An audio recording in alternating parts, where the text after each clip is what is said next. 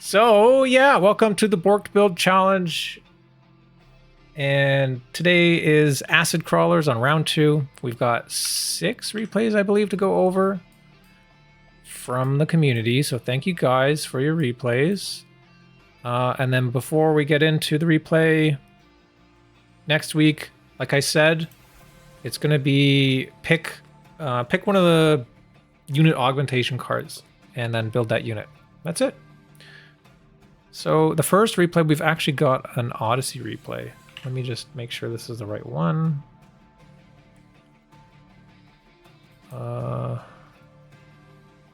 Odyssey versus Harluth. Doesn't think the acid did much, but yes, let's be the judge of that.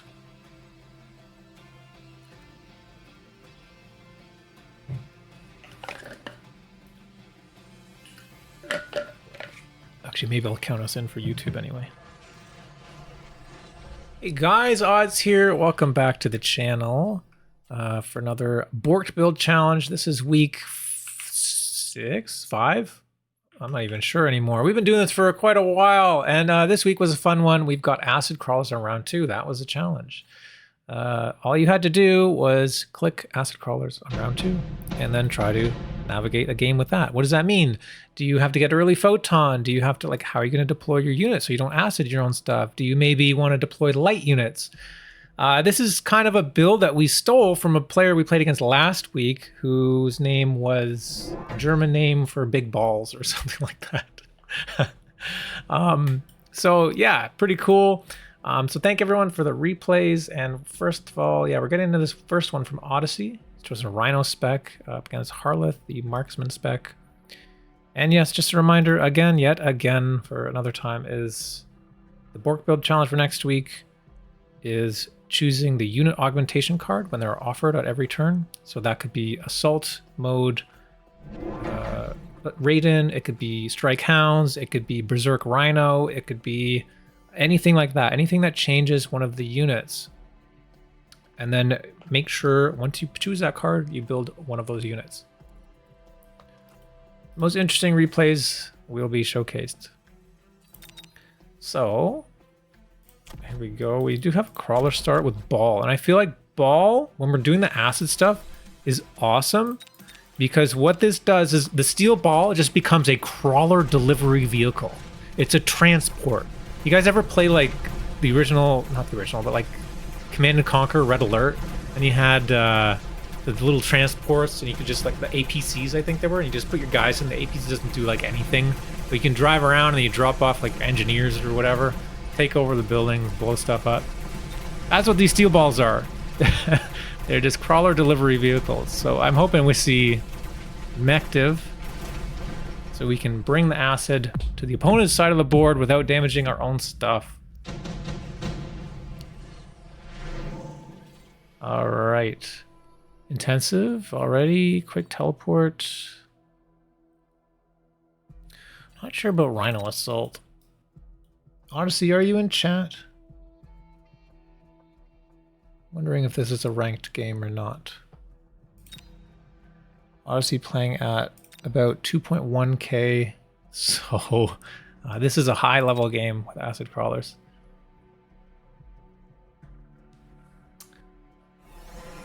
And we will ban this person here. Okay, no advertising for stream stuff in chat. Thank you. Okay, more crawlers. We don't see any sale of the Chungai. And there we go. Achievement unlocked. We got acid. It's kind of crazy to pick acid in this. So we got acid right on the line here. And a couple of rhino drops.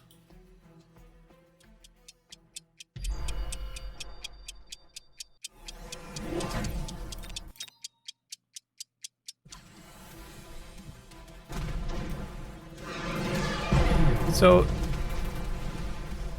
yeah, that's pretty good actually. If you look at this, so when we have the acid right on the line and all the other units back here, the crawlers obviously die, and they're intended to die. And then all the other units have to walk through the acid. Oh, tower goes down. This rhino goes through the acid, takes extra damage from the arc plate. So they're able to actually kill that rhino. These sabers too.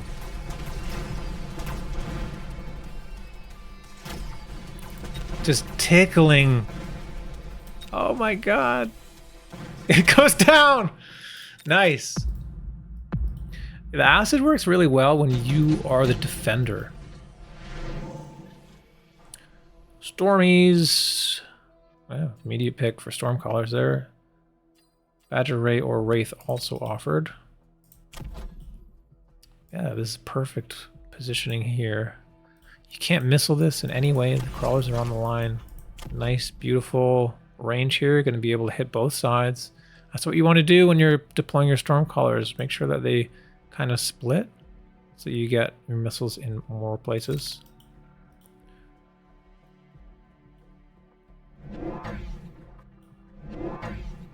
Wait, Odyssey, you're selling the balls? Oh. I mean, he did say that maybe the acid didn't do a whole lot. Okay, did pretty good that round.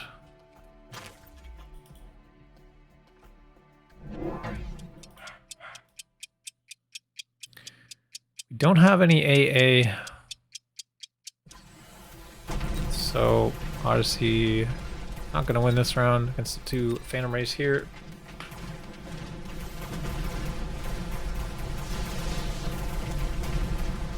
Now, the question is the acid helping? I think this guy... Well, maybe he wasn't touching the acid. Now this one is taking a lot of damage there as soon as it touches.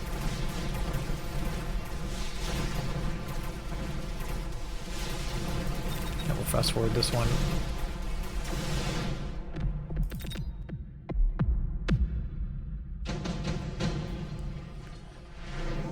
Rhino turn. Additional deploy offered.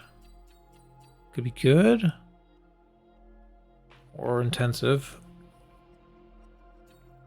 I wonder if any of you guys are going to like start intensiving the crawler packs so that they live longer and you can get them farther.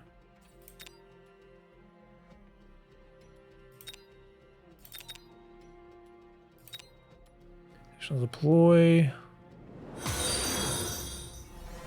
Day Unit 144 just followed. Hey, thank you for the follow. Appreciate it. Hope you're having a good time. Okay, we do have double additional deploy. Yeah, thank you guys for joining me today for Borked Build. We have the Rhino on the right. Gonna try and pop that tower. Has to make sure the Rhino stays away from the crawlers. Getting a crawler here to try to pull. It is gonna pull that ray. And most of these fangs, if not all of them. Sometimes the arrow lies. And Harluth now grabbing half a pack, bringing it over to try and prevent all his units from running into the acid. Goes for another saber as well. What are you doing? Uh-oh, uh-oh.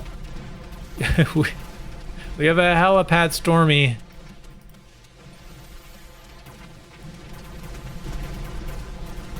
That didn't really do anything. I guess he was trying to protect the Stormcallers, trying to protect the sabers from the Stormcallers.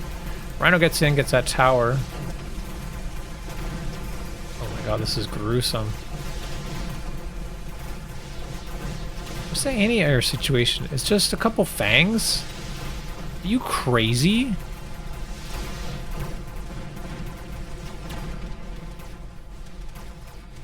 Brother, what are you doing? This could have been a really good turn here.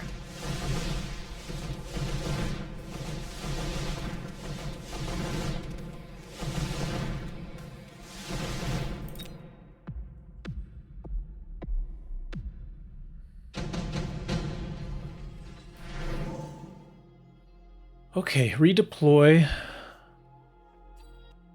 Redeploy seems good. Guess offensive tactics? I think defensive tactics would be good. Redeploy portable shield, maybe. No, we gotta skip from Odyssey. Oh, going right into Raiden.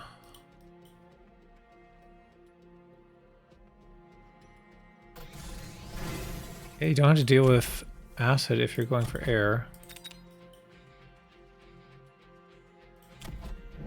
Odyssey sells it to the rhino, and it forces to redeploy this saber over to the right side.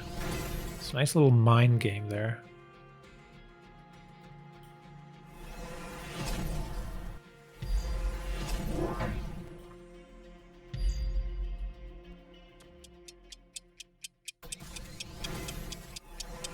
Okay, we got an oil coming down.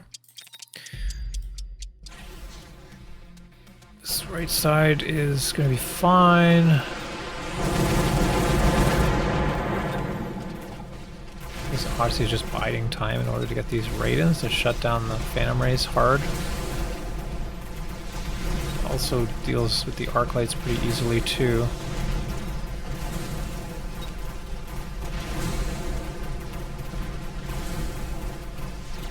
You have to be a little bit careful of this aerial spec on the marksman spec, the orange man that dropped.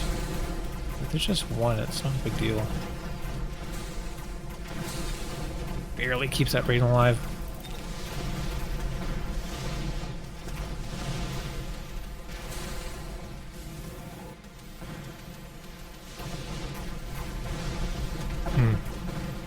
The saber like avoids the acid there. Raiden is a pretty good unit, though.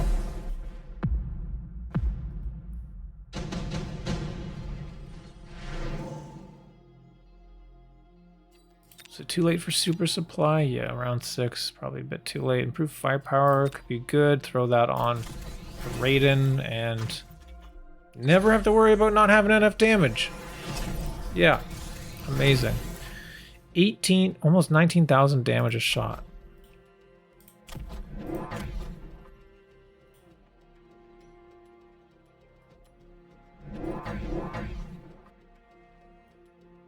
Okay, now we see some protection on the right side here.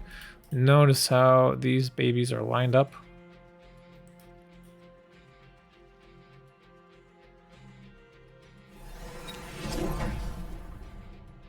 Yeah, there doesn't seem to be a whole lot of crawler action here.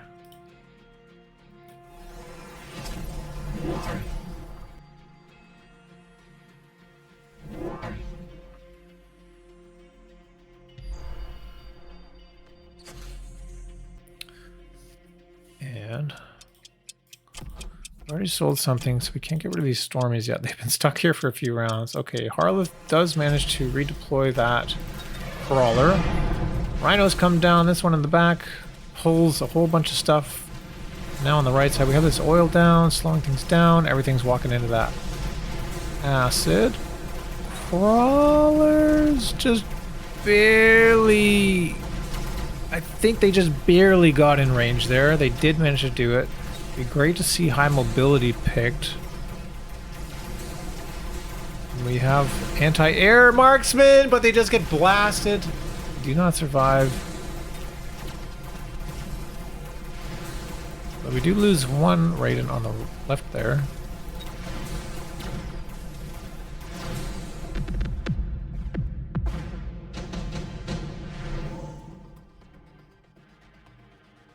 Another unit drop. Wasp for both. Yeah, Wasp is great. If you can get shield on the Wasp, it'll protect against the marksman. You do see more Wasps coming down. Level 3 raiden. We have field recovery offered, available. Hopefully we can finally get rid of the Stormcaller. The thing is, though, like, Harluth could go, like, range aerial, which will shut down the Wasp and Raiden here, if Odyssey goes for shield, which he does.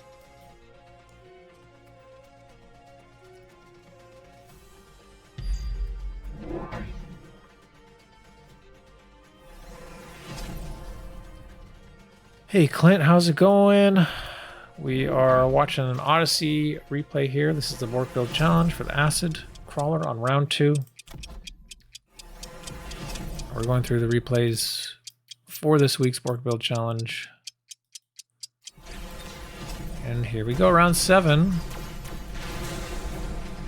Oh wow, we actually have anti-missile there. Seems excessive.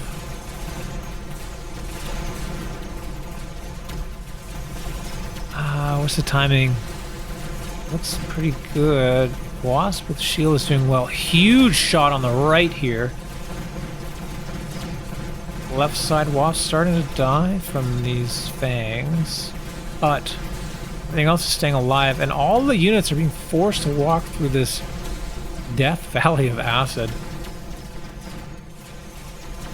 And it looks like uh-oh. Okay. Good timing there on the tower. That's excellent. Keeps these alive, and actually with that, that's going to be game. So, well played, Odyssey. Good job on that win there. Not a whole lot of, acid crawler action happening, but he did find a way to win. I mean, this was a very high MMR game, 2.1k.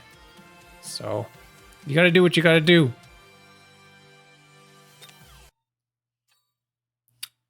All right, next replay we've got JDG, 1700 MMR, JDG versus boulou, boulou, I don't know.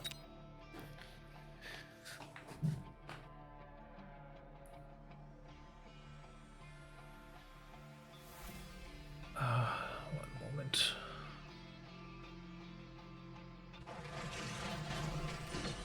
Stream manager, there we go. Okay.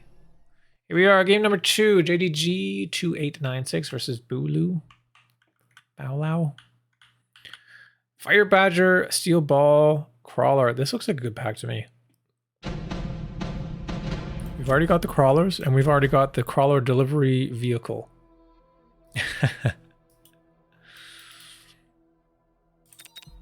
And the opponent goes quick sup. Ball hound, and we do see some hounds picked up here. Also immediate sale of the Chungus, wherever it was, I think it was here. We see a good aggro position, a staggered aggro. I love seeing the staircase kind of aggro position, and we do have some crawlers on the line, leaving a bit of space here. Looks like 4x4 or 5x4. What is this? Whoop. So we got a crossfire situation.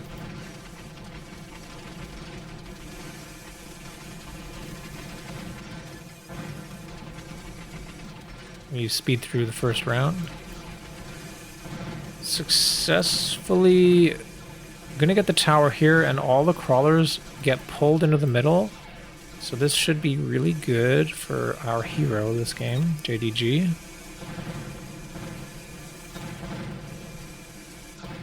Yeah, no problem.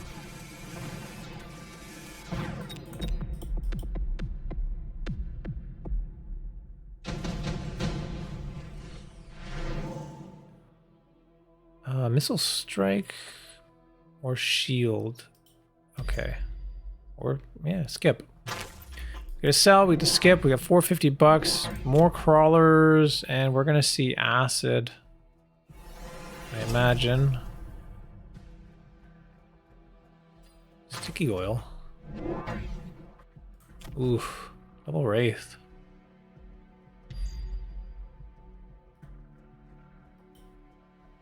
Are you sure it's sticky oil?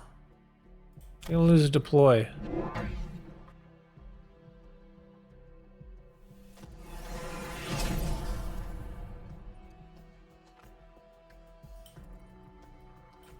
Wait, 1, 2, 3. Oh no, we didn't lose a deploy. Okay, never mind. There was a unit dropped earlier. I missed. Oil comes down. Crawlers popping the acid, but yeah, this turn, unfortunately, the wraith just gonna dismantle everything. How's the acid working over here, though? It's okay. Not enough to get any of them. Oh, do get the shield. That's, I mean, that's all you can really ask for this turn.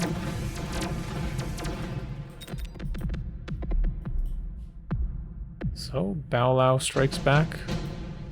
Oh, nice. That's why you did on turn 2, because your fire badger's back. Now your fire badger's up. That's great.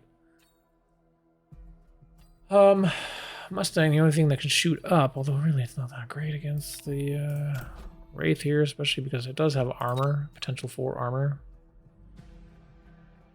Sabertooth and tarantulas, you're gonna kind of hurt yourself. I mean, I would go for the Mustang anyway. Yeah.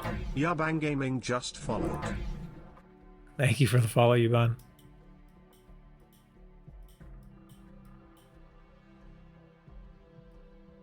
Okay. So we keep the wall, I assume. I don't think it's ever really worth it to sell the wall. The 50 bucks you get isn't... Unless you really need it in a turn. But yeah, okay, yeah, nice. We see the Farseer here. So this is like how I was playing with this. So this is a pretty nice little position here where you can get the photon to protect yourself from your own acid. It's also quite good, obviously, against the wraith. So do we have AA? Yes, we do. So we're just going to go hard on the left side here. We're going to burn everything on the right. Most stuff is going to get pulled in here onto the right.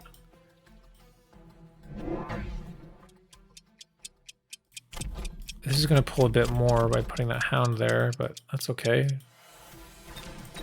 Need a bit more anti-chaff.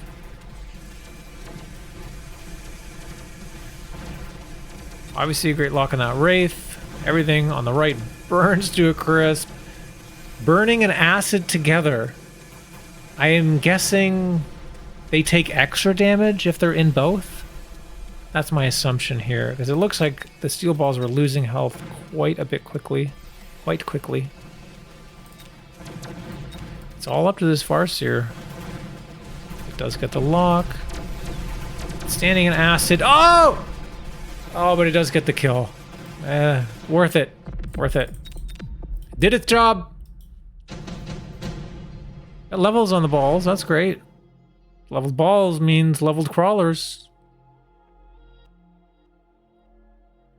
Heavy armor, I would say, would be pretty good.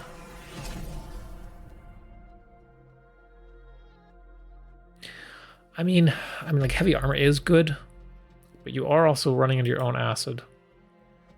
So how good is it really? I guess on the balls they're fast enough. They're not going to be, hopefully, in acid for very long.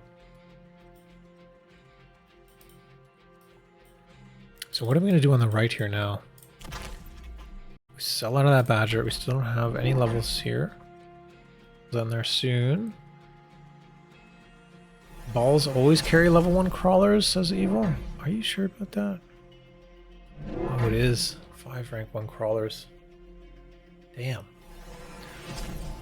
Damn. Oh man, I always thought it came out like level 2 crawlers. That sucks. Man, there's no point in upgrading the steel balls then.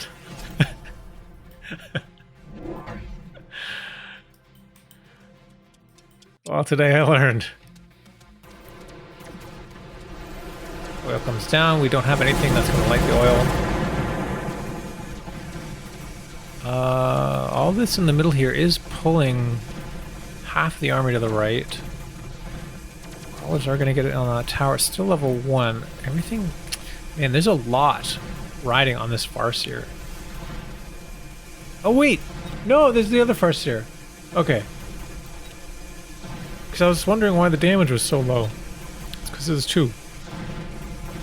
Tower goes down. These storms are getting a lot of work done too, eh?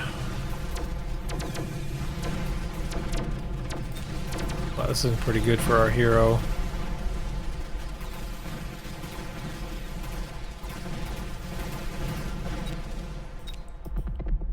Nice job. Farseer's 250 damage at the end of the round. It's not nothing. It's quite a lot. Fang No. Fang? No, we got a saber. Saber cell. Wow, three level 2 typhoons. That's horrifying.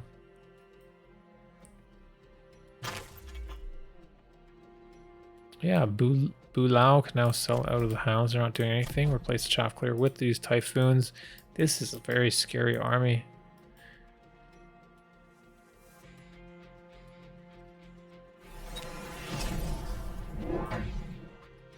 I love this staircase here. So now we're starting to defend onto the right side. But man, that's a lot to ask for when the whole army is here, really. With the oil slowing things down, can you buy enough time to get that tower to then defend your right side? Farseer coming down. Almost, like, kind of need scorpions or something here. There's so many guys.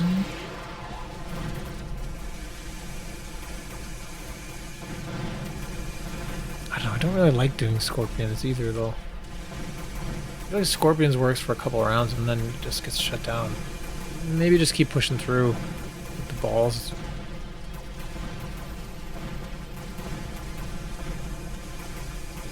Ah, that timing really hurts. Yeah, now you've got half your army fighting against one whole army, but now the tower finally happens. It's a little bit too late though. Those steel balls do get locked on the Farseer.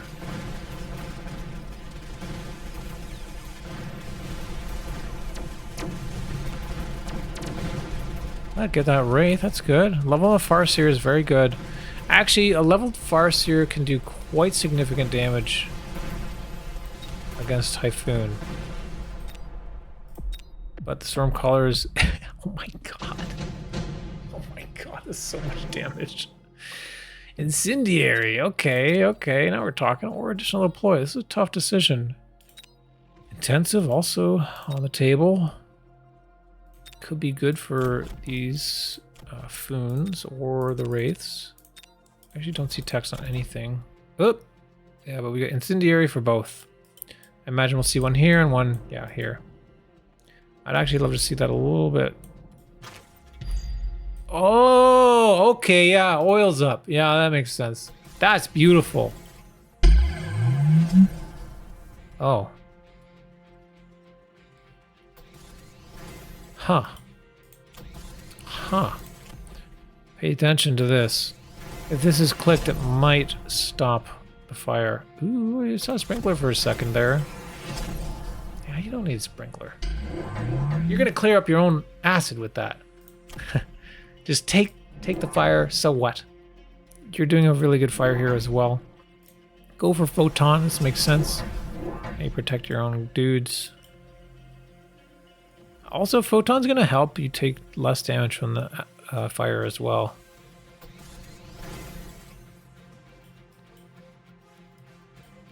Four Farseers, we do got ball here.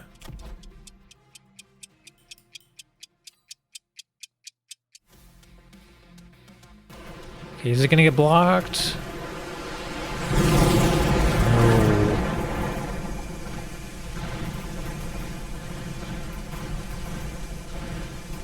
Nice job clearing all that chaff. Some balls are getting in though. A bit too high level. Right side goes down. Tower's locked on. A lot of the army's dead here.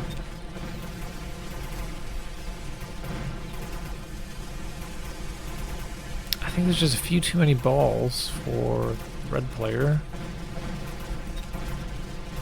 Oh. Oh. Spoke too soon. Level 2 Farseer. Oh my god.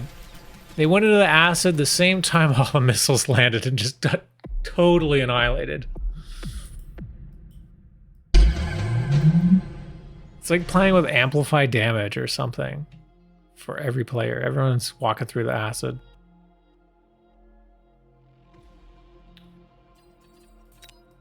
I don't know. What is smoke? I could smoke here, maybe. Laser sight's pretty good. Advanced defense. Oh, yeah, yeah, yeah. What are upgrades? Oh, quite. If we get a +2 with the enhanced defense, upgrade the crawlers. But it's Typhoon.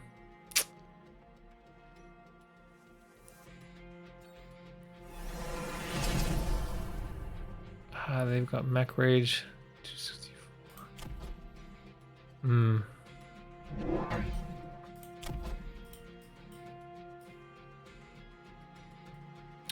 Nice. Yes, yes, this is the play. This is the play. Then they all have to walk through the acid. Put another one here. Come on, do it. Yeah. Yeah, you're doing it.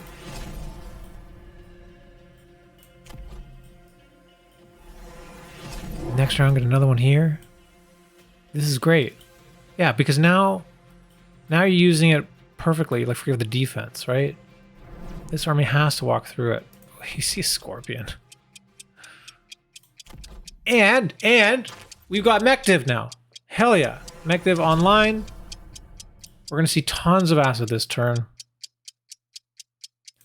We have lots of photon here too. I think this is looking pretty good. I think things are coming together. Has to go through the acid. Might even want to stagger more crawlers here. That would be cool.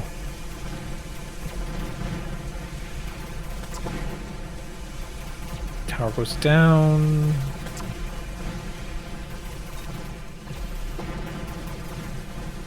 Oh my god.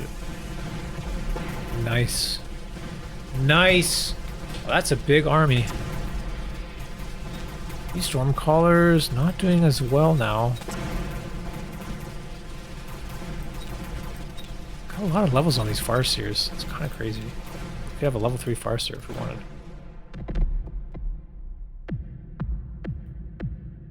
Down to 1200. As power system. Come on. If you're playing crawlers, you need speed. Gotta go fast, baby.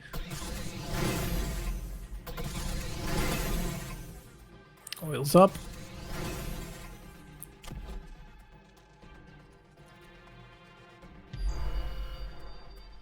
Well, that's not gonna do anything.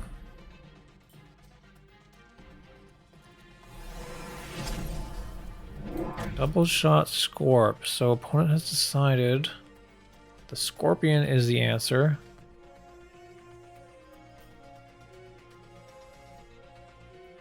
But is it really the answer?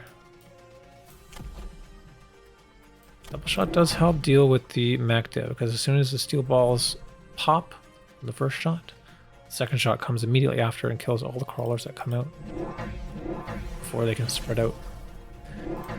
More Farseer. This just looks like a crazy Farseer game. 1, 2, 3, 4, 5, 6. We got 7 Farseers. We got a level 3 Farseer over here.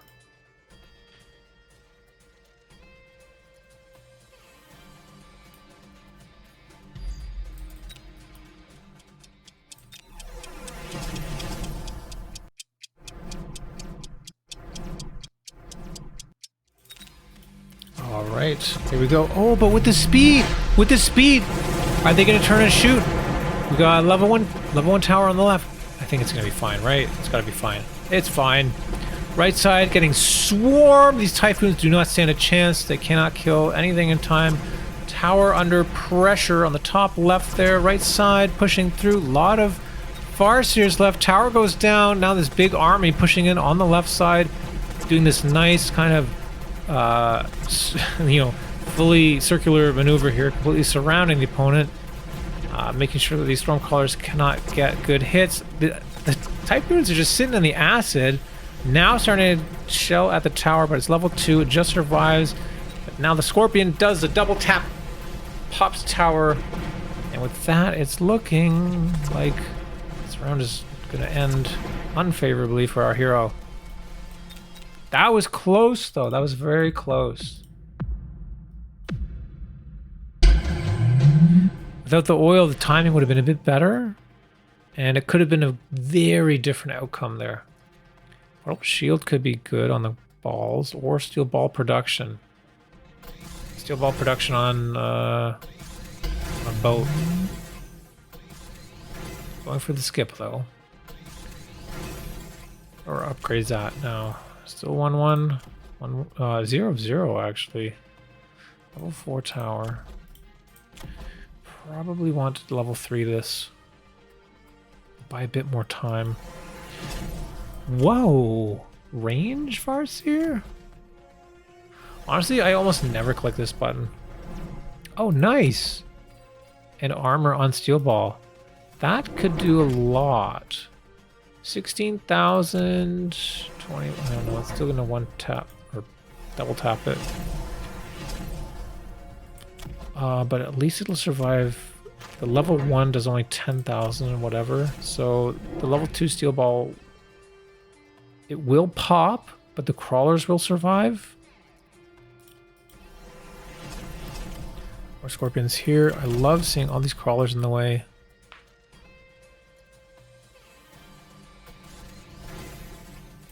Level crawlers.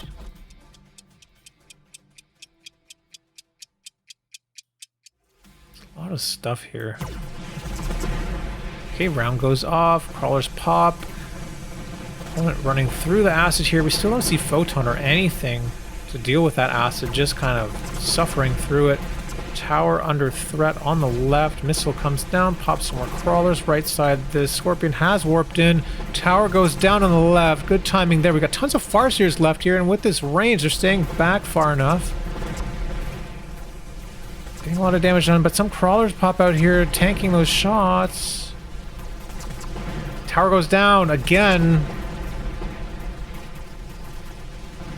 It's scary.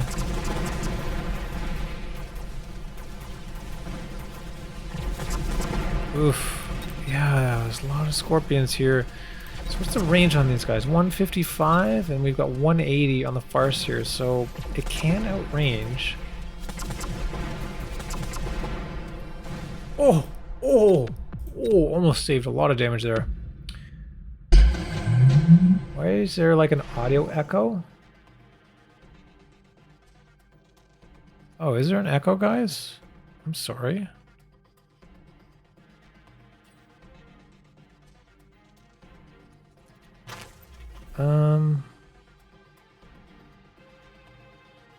Oh my god. Is that better? I think that my voice is okay, right? But the game had like a double sound. Oh man, I'm sorry. Yeah, I was messing with the oddz, and there was an additional game audio, the exact same game audio, so it was doubled. My bad. At least we caught it early. This is only the second replay. Okay, sorry about that, guys. Thanks for letting me know, though. I appreciate that. I wouldn't want to do the whole cast and then look at the video after and say, oh my god, this is terrible. But at least it was the game audio, not my voice. So we do see fire coming down. A lot more scorpions here. And we got range on the scorps, so 155. I don't know, that's... Yeah, 155 meters now, so they're almost in range of the Farseer. Unless we have range here. We don't have range yet. That's not going to buff out in the recording. No, it's not. And I record all on one channel. Because my second channel that I hide is my music. I'm too lazy to figure out 3 channels.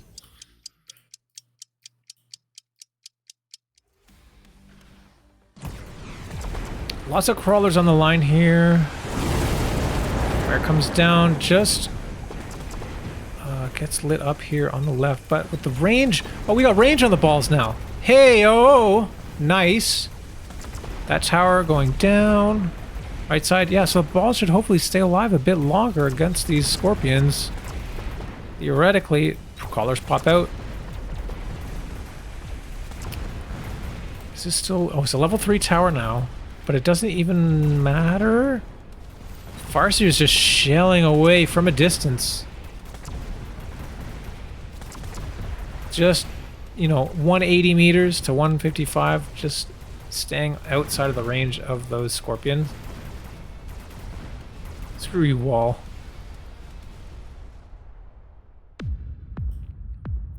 Oh, that's enough damage! That's it!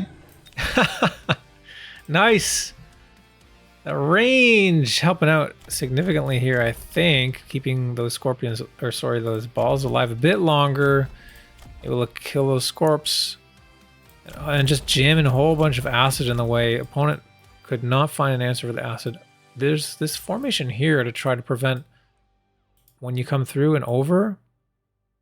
I like that, but with the Mac Rage, they were too fast anyway, I think. Yeah, well played. Good job, JDG. Thank you for the replay. That was a cool game. And there was wraiths at some point. Cool. Okay, so next we have... Let me check. Evil. Evil... where are we? Evil versus Tophat. There we go. So I'm looking at Discord as well to check the submitted replays so I can see, verify that I've got the right replay before I just click on the next one. All right, so this game we've got Evil up against Tophat for the Borked Build Acid Challenge. Evil says, endless chaos, rhino booms, titans, 2 super supplies, several triple tech units. That was a fun, sometimes illogical, almost psychotic fight. Dog emoji. Dude, this sounds awesome. I can't wait. So Evil's actually in the top here. Would you guys prefer if I rotate the camera? I think some people don't. They prefer to have the blue on the bottoms, and I get confused sometimes too. We'll leave blue on the bottom here. We're gonna see the perspective of Tophat, what it's like to deal with round 2 acid crawlers, and how terrifying it looks. Wolf Dachshund.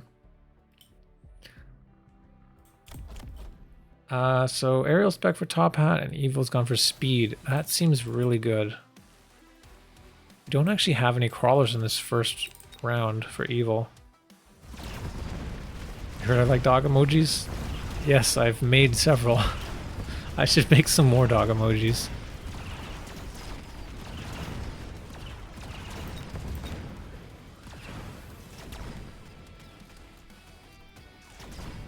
Do not update, the server will be shut down for maintenance. 21 minutes? What? Oh no! Guys, we have to watch this replay.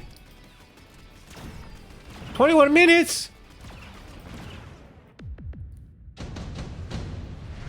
Oh man, I don't want to rush this, but we got fangs here. Oh god, okay, fang pickup. Yeah, that's great.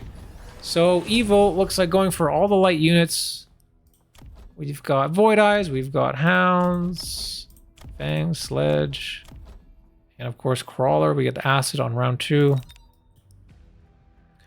Crawler's right up on the line. Right in the middle here.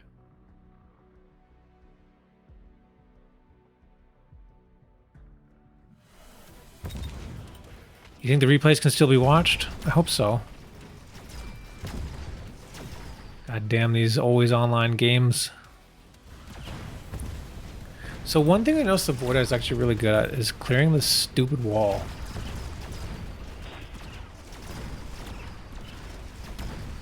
Man, there's so many marksmen here. Dachshund, concerned Doge. This is fine. All the Doge emojis. I love that you've got the animated odds emojis here. Thank you for subscribing. I guess that's a reminder for any of you guys watching. If you got your Bezos bucks, your Amazon Primes, and you're enjoying these Borked builds, feel free to drop me some of that cash moolah from Jeff Bezos. Be like Robin Hood, take from the rich, give to the poor. I'm not saying I'm poor, I'm not poor. You don't have to give me anything, I actually don't need it, but Jeff certainly doesn't need it. Okay, round 1. So we got a lot more marksmen here. That's a lot of marksmen. Yo, these crawlers, like, why do we see so many marksmen? We have just all these light, like, multiple units per pack. Someone was terrified of air, maybe. Doesn't even have anti-air. Quick reload, range, elite, EMP. Nice, we're getting in here. Acid, just barely not making it. What are our upgrades? No upgrades yet.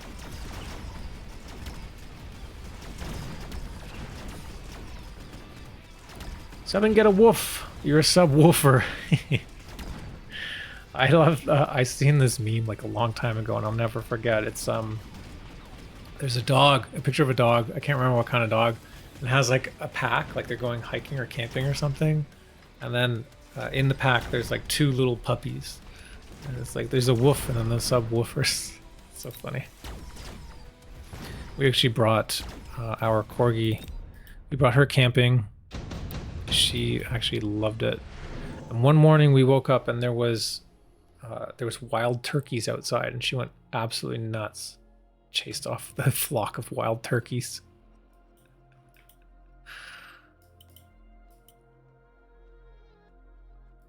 More crawlers on the line. Ion coming down. See quick TP for both players. I feel like when you're speed spec and like you're playing against speed spec, sometimes it feels really bad to click Ion because like it's easy to miss.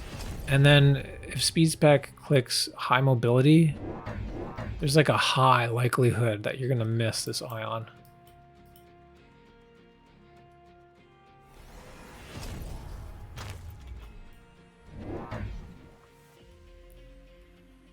Thanks for the reenactment, Doxon. The emoji master. Okay, Ion's coming down. The shield will pop. Crawlers are... Nah, still not quite getting in. And says really topical, given that Thanksgiving is right around the corner. Yeah, maybe for the Americans. But here in Canada, we had Thanksgiving weeks ago.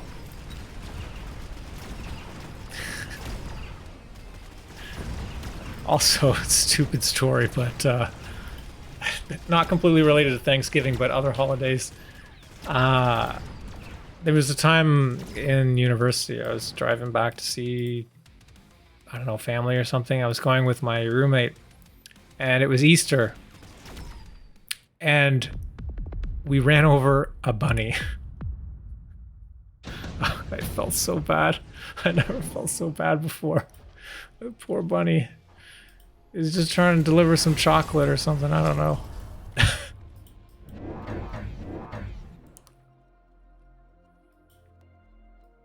Just came out of nowhere.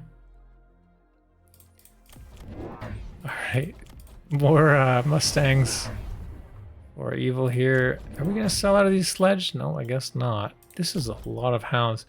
Wow, Tophat really committing to fire extinguisher on hound to try and clear all the acid. Definitely very confused. But I'm very confused seeing all these marksmen. Like, what is this? This would, like, there's quick reload. Like, this would be great to pick because there's nothing like there's a lot of smaller targets. I'm surprised we don't see that yet. Okay. Ah, acid now finally getting in here. Hounds are able to clear it up.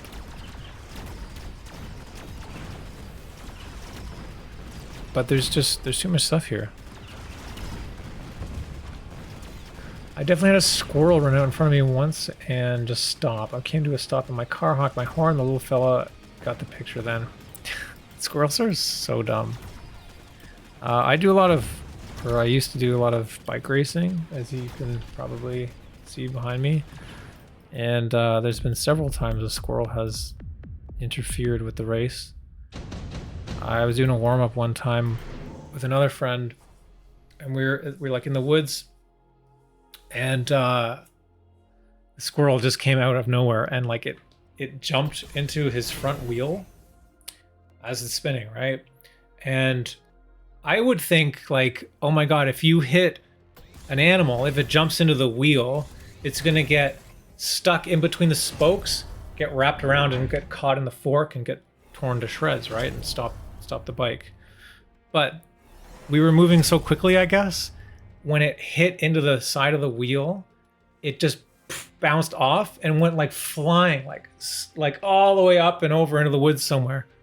It's like hilarious, but also scary. Didn't see that squirrel again. I'm pretty sure it lived. It just made like a big ping and it just went flying. I've never seen anything like it. Okay, we do have the super supply now. Oh, double super supply for evil. Only one for Tophat. We have advanced targeting, so increased range there. That's obviously the game plan here with the marksman. Still no upgrades on the marksman. We do have range on the hound now. A couple Mustangs coming down. We have Stormies coming down for evil as well. What are our upgrades? Still no upgrades. Still just +1 here. Acid not quite getting in far enough. I don't know if the acid is doing much now, since we do have extinguisher.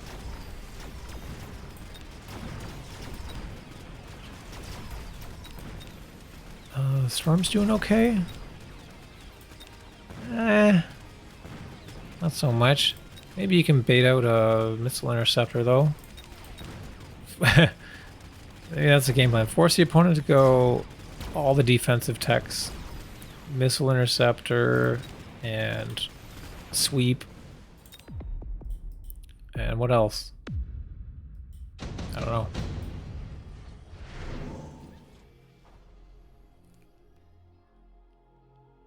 Farseer could be good. Yep. We can get that photon going.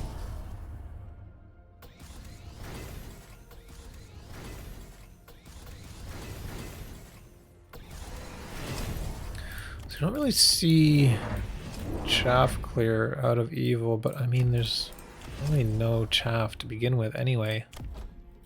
It's just a bunch of hounds. There we go. Now we got the crawler delivery vehicle.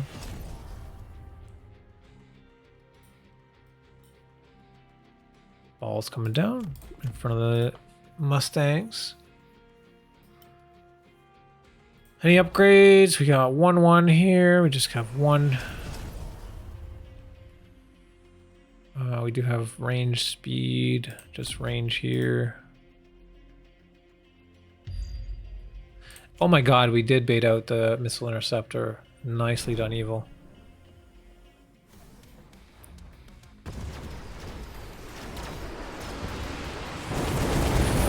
Photon coming down as well. So, photon and sweep to deal with this acid. That seems excessive.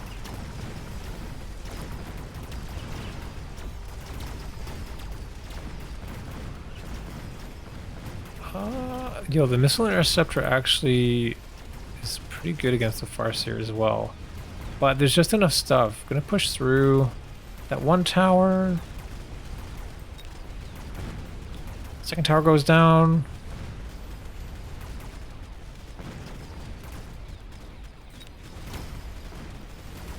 And evil. Good job. Get some damage on the board. Now down to 3,500. Only got 10 minutes apparently. Hopefully it doesn't end the replay. Another super supply? What the f—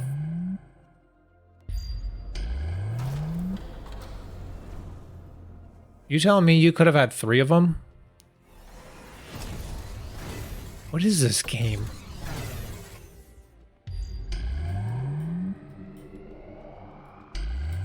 I thought you're just kind of like boxing him in with acid here. It'd be cool to see more if you had deploys.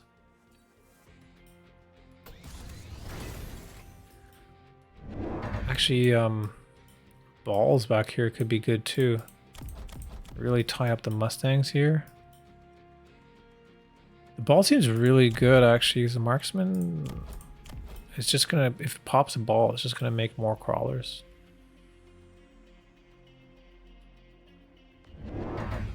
Spellabellum, all the spells coming down. We do see some flanks here now, but evil's positioned kind of in the middle. So not everything's going to be pulled. Not very much will be pulled, actually. Sieged corpse? Yeah, that's. I guess that's how you can deal with a marksman. Finally, we see quick reload.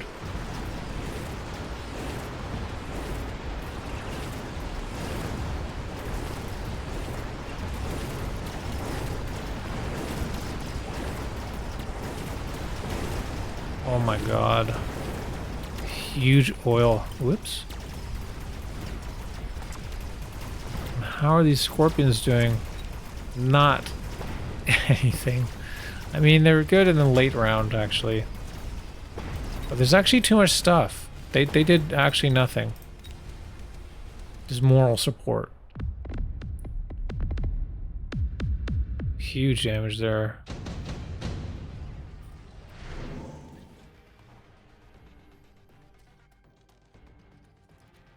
What do we got? Photon?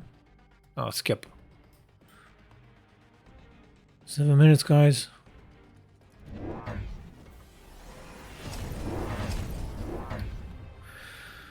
Oh, I missed a few of these stories. Sorry. Dachshund. My favorite story from Canada was about a woman that hit a moose while driving back from visiting a friend who had also hit a moose. Yeah, my dad hit a moose once.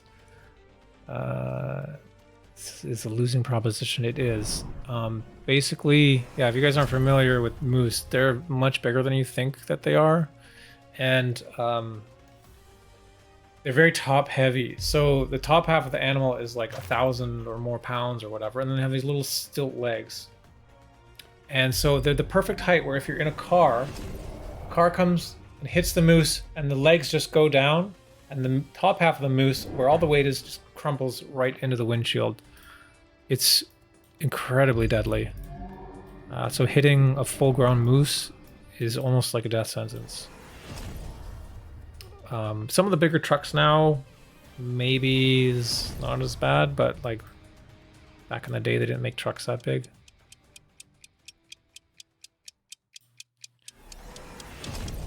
It's legitimately a problem in Canada. Like seriously, we have signs on our roads that's like careful with moose crossing. Not anywhere near where I live right now. I'm in the city.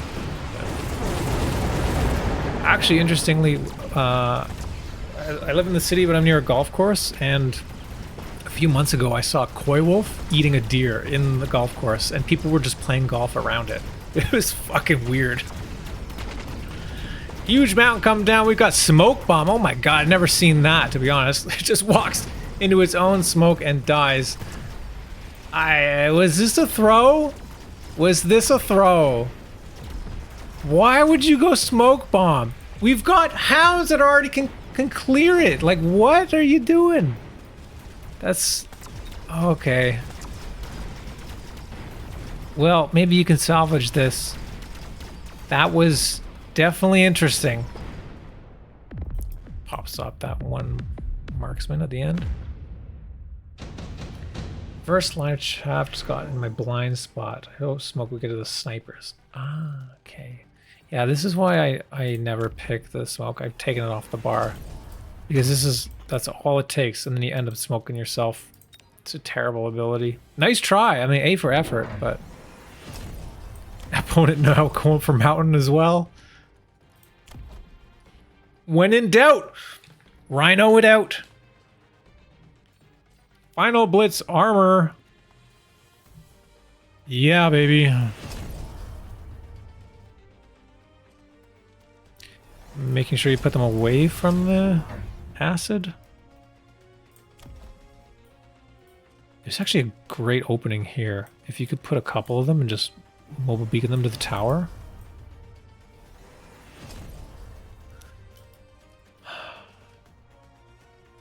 There was a note in general, servers going down like 5 minutes. Yeah. Hopefully it doesn't affect us with the replays. We're just watching replays. We're going to try to push through it here. There really is a real no man's land in the middle of the board. Absolutely. Everyone's like so far back. It's like, fuck this. Yo, we even see Crawler, Acid Crawler for Tophat too. Playing the game. Hell yeah. I love when the opponent goes for it too. I know, yeah, I don't know. Some of these games are hilarious when the players kind of like work together to do something crazy.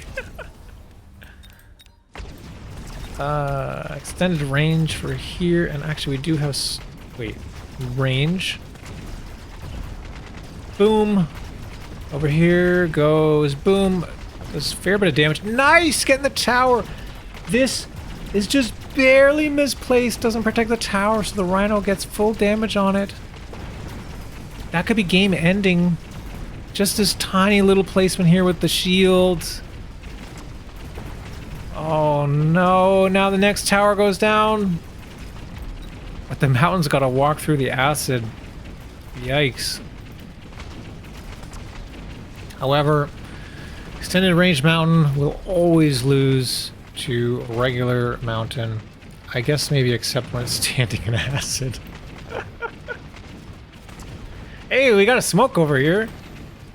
Doesn't make any difference though because it's got extended range.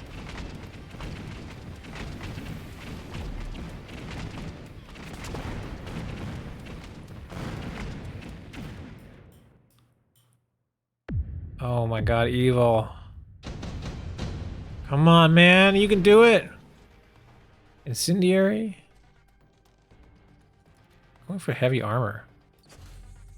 What are you? Oh, the rhino. Yeah, okay.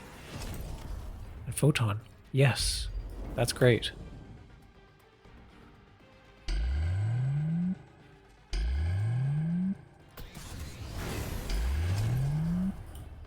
This time, the bubble gonna protect that tower. Still level 1 towers though, it's very scary. I'm gonna speed this up a little bit because I'm worried that we're gonna lose the game in 1 minute. Oh my god. I'm assuming this is gonna be the final round. Come on! I'm scared. Rhinos everywhere. Well, just 3 rhinos actually. Please don't lose service. Sorry, Evil, we're keeping this on 2x. Oh my god, what's happening? Fire goes down. Rhino's coming in on the left. Explodes, doesn't get the tower. Everything charging through the middle. Getting through, everything lit on fire. Oh, tower on the left goes down. Titan on the right, pushing through. Is he gonna get the tower? No, not quite. I'm gonna clear this, but these scorpions in the back are able to actually shell away at this. Tower goes down, and now there's only just 1 mountain left. And I think with this... Wait, that's not even enough. That's not even enough damage. He doesn't even win.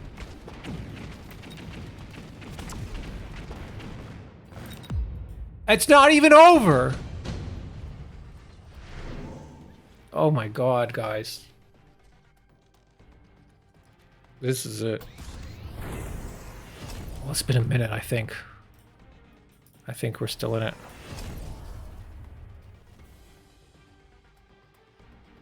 Oh, okay. We haven't disconnected.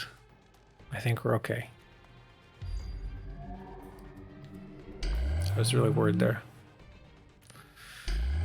Alright, what can we do here, Evil? How the hell can you close this out? Get rid of this damn mountain. Why do you keep attacking 1 mountain? What is going on? You could literally... I mean, you could also just literally sell this mountain and buy like a level 2 mountain. The level 2 mountain will win against the level 1 mountain every day of the week.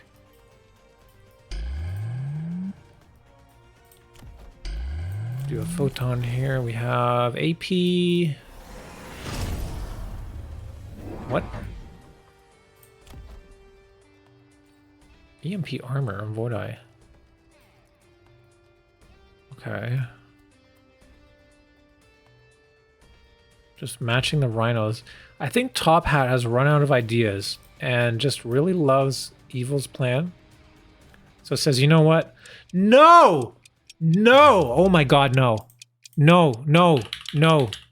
Hey, it's still counting down. I have disconnected. Is it gonna DC? No, no. Play offline. Replace. Oh, okay, okay. Hey guys, we can go back in. We can go back in. It's okay. It's okay. It's okay.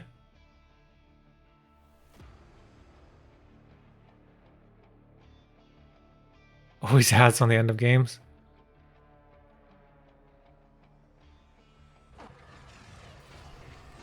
Don't worry, you're not missing anything.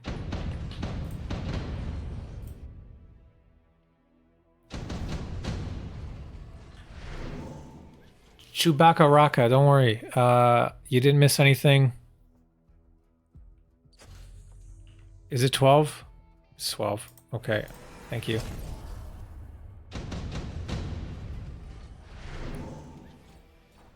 Okay. So we're back in it. Let's speed this up a little bit. Yeah, the mountain plating, why? I don't know.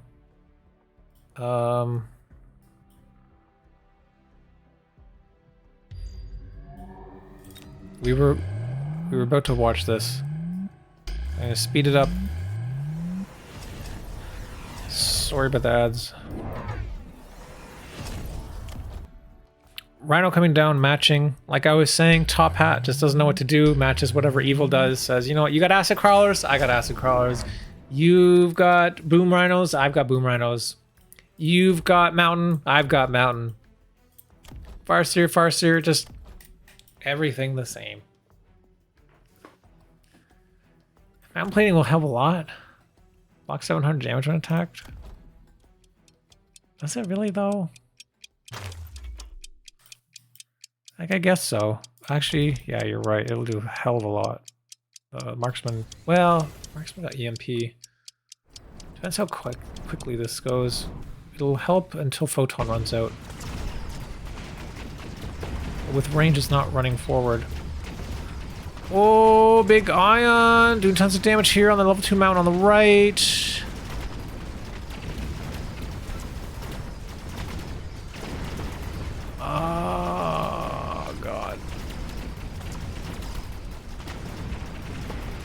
Photon wears out. Man, it's really close, to be honest. But the towers are under threat. We don't see any upgrades on the towers at all. That's yeah, where the blue player has gone wrong here.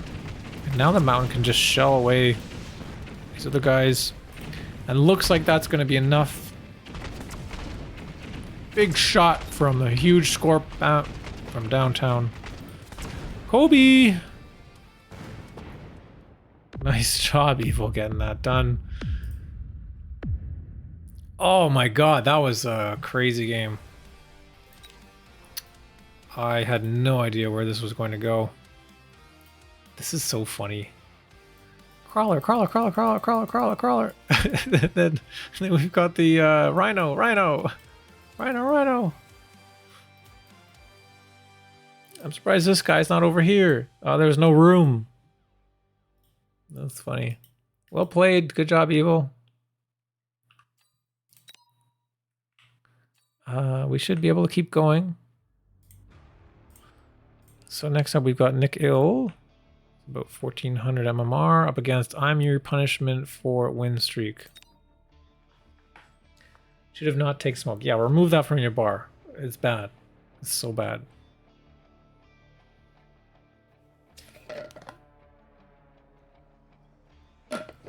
Also, the photon loop, I think, is terrible too.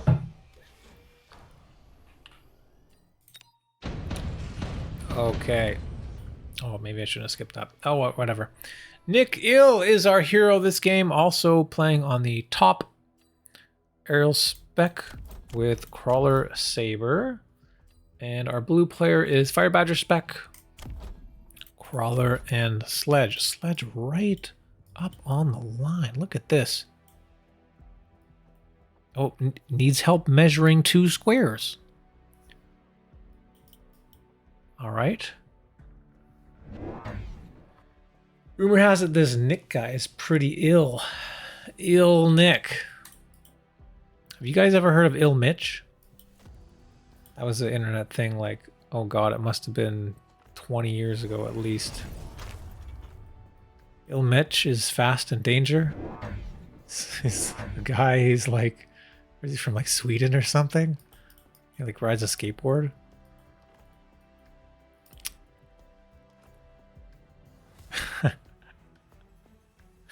God, my brain is full of useless facts. Like, never anything important. It's like dumb. Like, I know how to play like Shinobi 3 Return of the Ninja Master on Sega Genesis. And I know where every secret is. But I don't remember where I, like, I don't know, put my keys or something.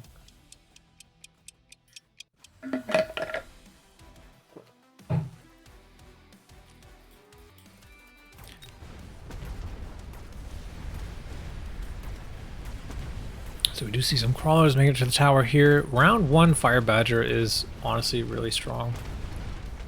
But it feels kind of weird when you got the sledgehammers already. Game offline? Yes. We are in offline mode, but we're watching replays tonight anyway, so it's all good. There's no problem here whatsoever. So, yeah, welcome to the channel. If you're new here, we're doing the Borked Build challenge this week. It's kind of like Fun Day Monday, but we used to do it day 9 way back in the day for StarCraft 2.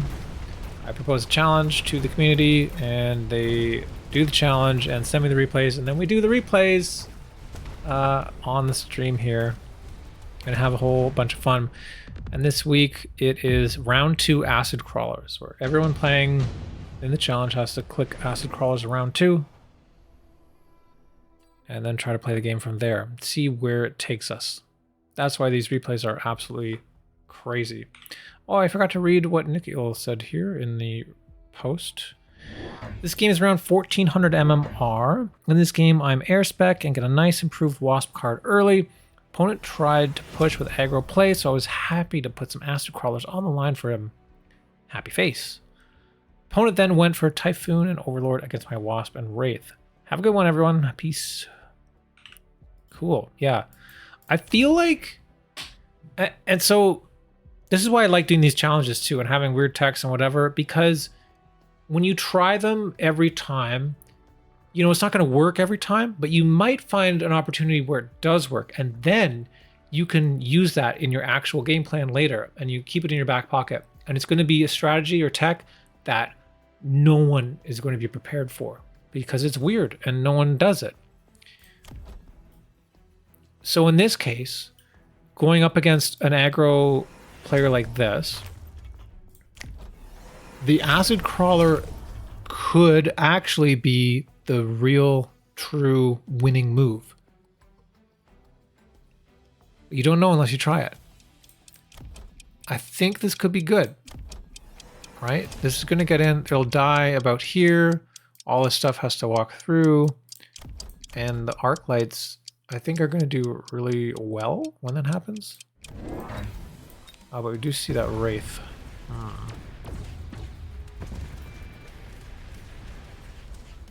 Yeah, look at all this acid that has to be walked through. Come on, a little bit closer, a little bit closer. There you go. And they stop right in range here with a saber and just take damage.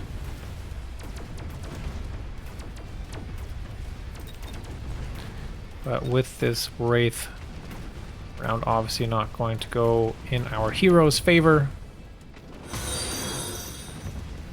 oddz73 just followed. Thank you so much for the follow. I appreciate you.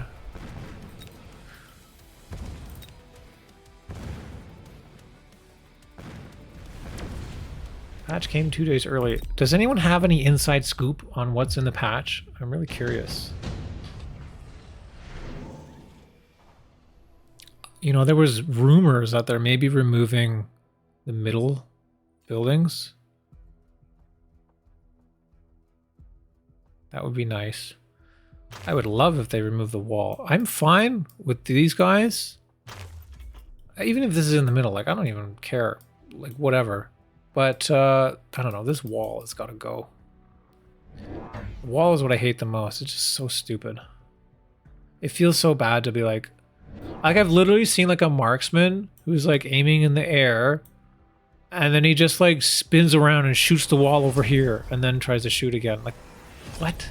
It's clearly not the greatest. Oh wow, we've got a boat already. Went from wraith to boat? Or aerial... Wait, you're not aerial spec. NicILL is aerial spec. Wait, what?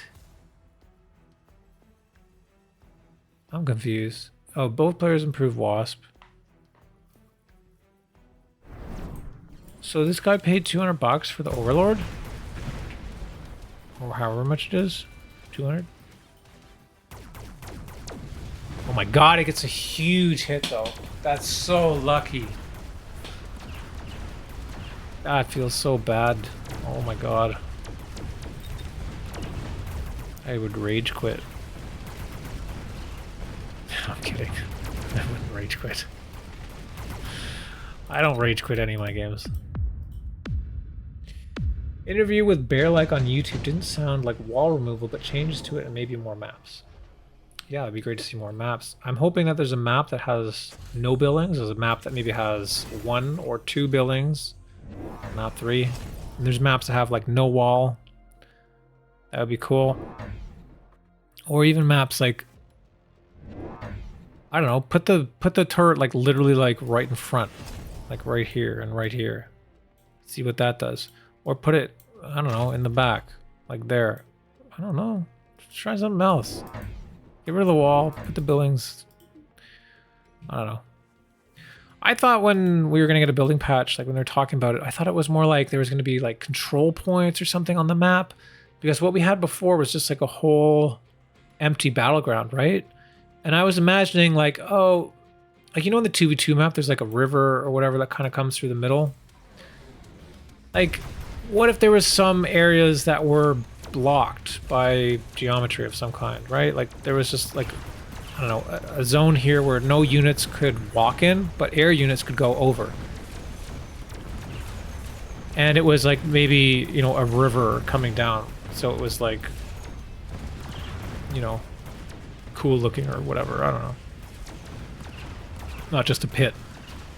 And then that would force different deployments. So you're still playing on an open field, but having a few little choke points, I don't know, maybe that could do something. Maybe it makes, you know, AoE very strong, but you could go over by air. I don't know. I was also thinking, I don't know, if you guys played any of the, like, well, recent Command and Conquers, I think, or Tempest Rising is a good example, where you could put units inside of buildings and they would, like, garrison them. And then you'd have to, basically, it's like giving armor or whatever to that unit until the building can be destroyed, or like a fire trooper could go and clear it out. And I thought, like, I don't know, when they were describing buildings in the beginning, I thought, oh, maybe like fangs could go in, like, is it a building, like a neutral unit, a neutral building? Or if there's like, you know, it's here or something, and like part of, let's say this is like blocked off like this, right? But there's like, I don't know, a way through it from here, and maybe you can like mobile beacon into it, or there's like other little passageways or something to get up on high ground here, and there's like a building here, like a little turret, and you had to get like a fang in it.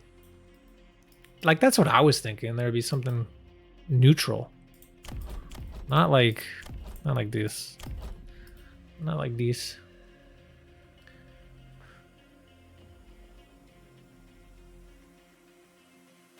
I've been known to Alt F4 once or twice, says Clint.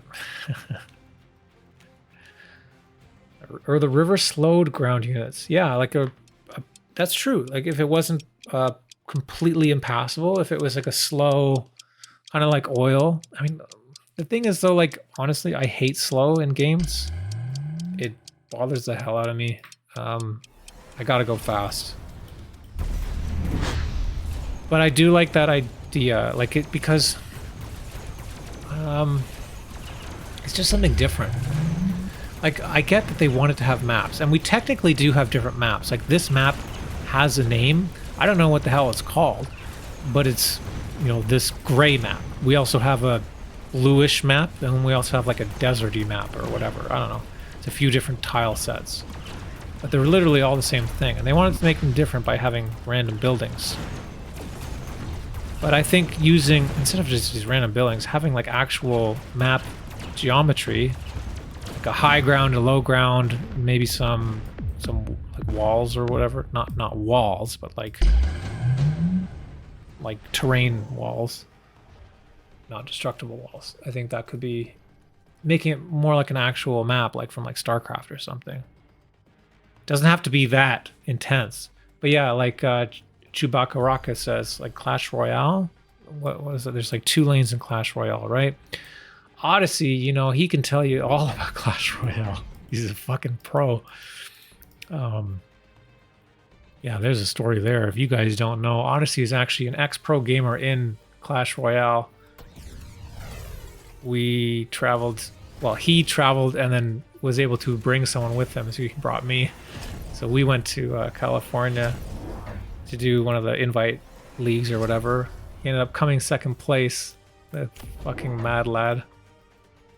Won like 10 grand or something. It was amazing.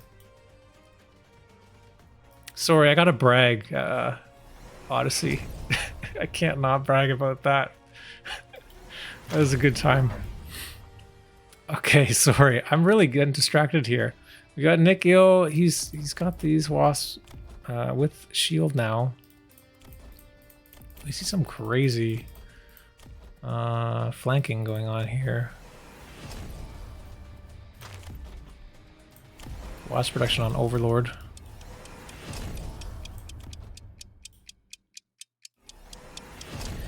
Yeah, on the flank though, with these crawlers, they're just gonna get in and acid everything up.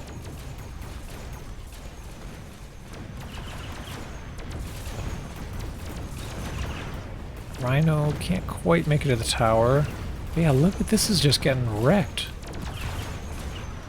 Acid is awesome. And then when you have a unit like the Wraith, which doesn't do a lot of damage, but fires a lot and does like a decent amount of damage, it adds up to be a lot when it's in the acid. So it gives it that extra push.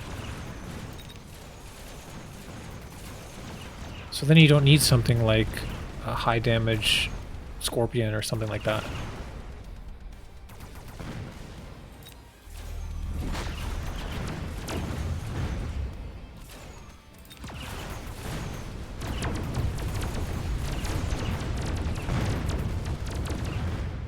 Wow, does get that boat actually. A lot of damage on the board. More acid. Ion. Yeah, good choice. Good ion here. You could ion here. Probably here is better. Maybe you can get that boat. Big ion coming down here as well. Hey, CFT, what's up? Aerial spec chosen now. I bring greetings from 1K MMR. Well, you are in good company here. We've got a lot of different MMR players in the chat. And we're going over some replays from MMRs of all kinds.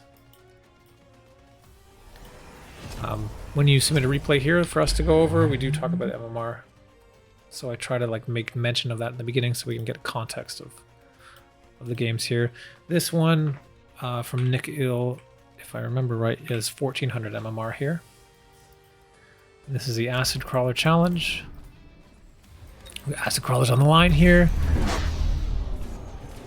Left side is definitely still not going to get through. We're going to focus on the right side here. Some big ions coming down.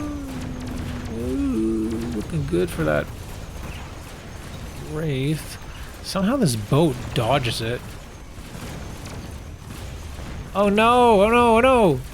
The Typhoons get in on the tower! Oh, but then they lose the tower on the left. What? How did that happen?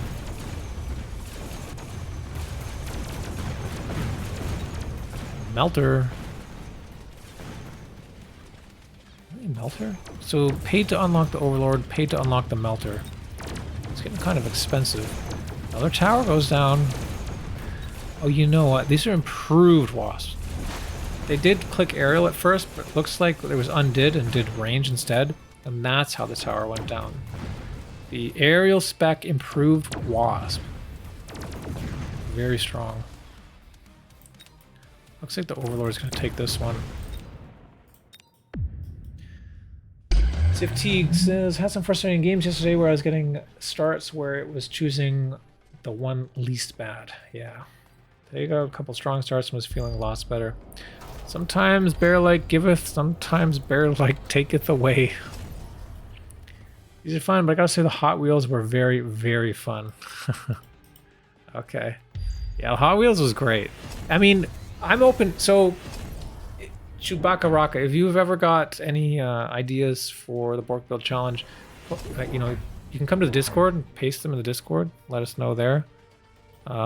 This is all community driven, right? We want to do what's fun. Next week, we're going to do choose the unit augmentation card. I don't know what the official name is, but that's what I've been calling it.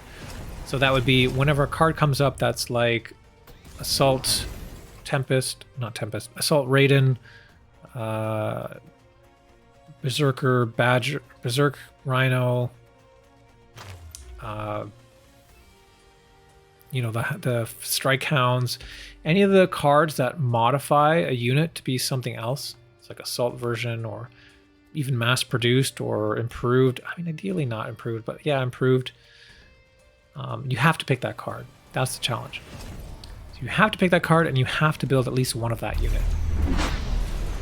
So it'll make for some interesting games that probably we've never seen before. Oh my god! Huge missile. That was dirty.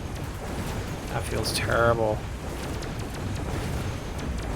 Oh my god, but this Rhino coming in and getting that tower. Got a good lock on that wraith, but it's not able to kill it with the extra heavy armor. What the hell is this beacon? It actually worked out crazy. And there's not a lot left here. There's a lot of damage on the board. This melter's got a lot of work to do. It's kind of standing in that acid, though. It's got a foot in the acid.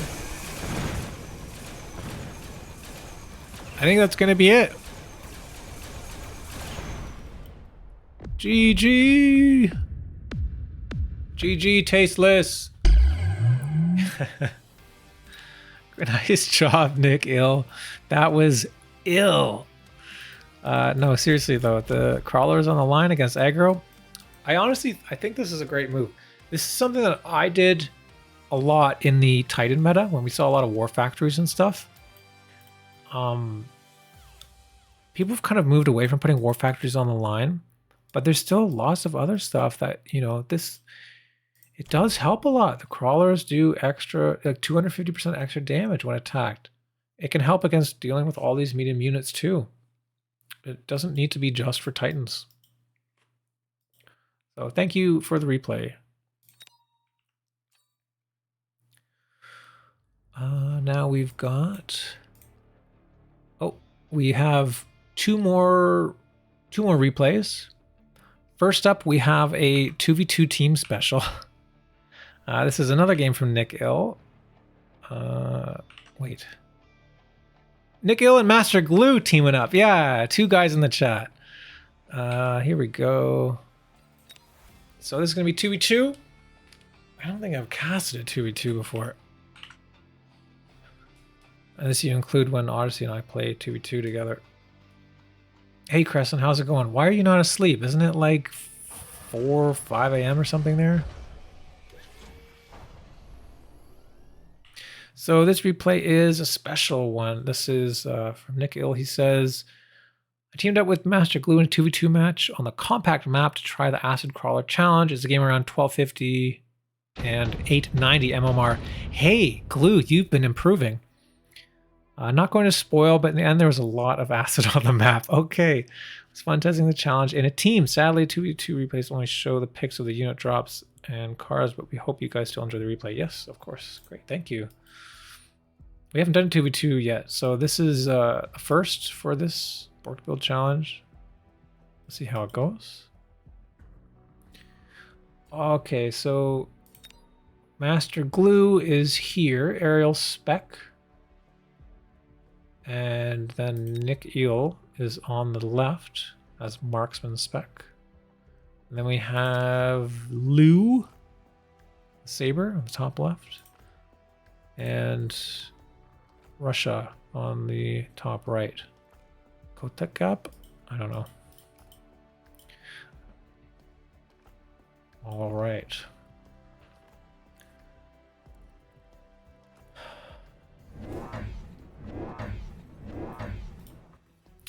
Krescent says, yeah, I've had some peculiar hours these days. Do you have daylight savings there? Because it is here and it sucks. I'm tired all the time now. The sun goes down at like, I don't know. It's like, it doesn't even feel like it's 5 o'clock and it's down. Okay, so we're going to try to make sure we focus on NicILL and MasterGlue on the right. NicILL being higher MOR than MasterGlue, but I'm so happy to see you guys teaming up. That's awesome. So both of you guys going to go for acid? Looks like you both got acid, so yeah, that's cool. The balls already on the left. Active.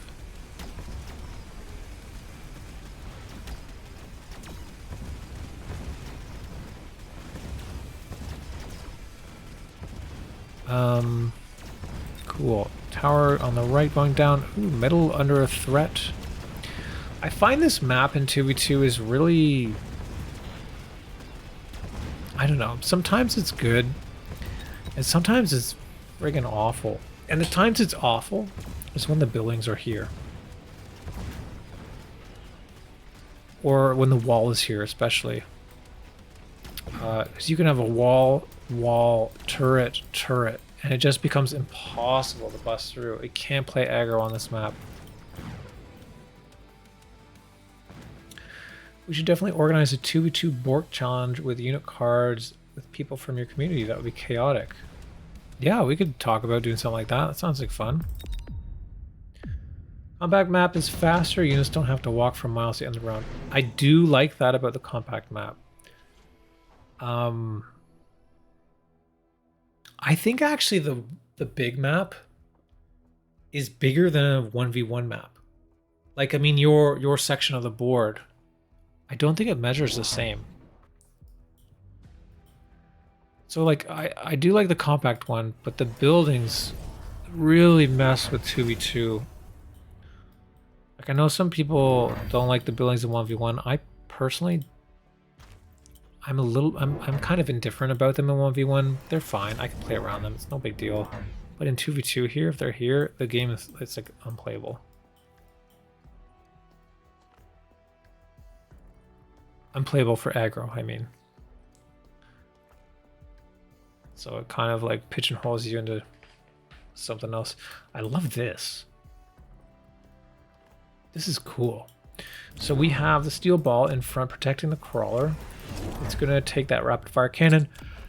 Opponent has to throw down a scorpion right away.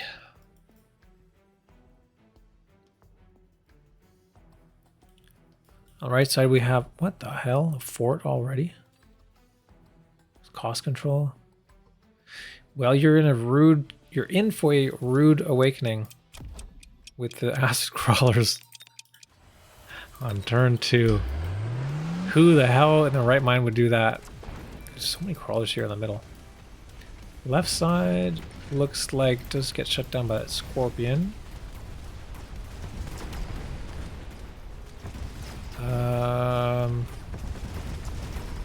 There's a big funnel in the right here.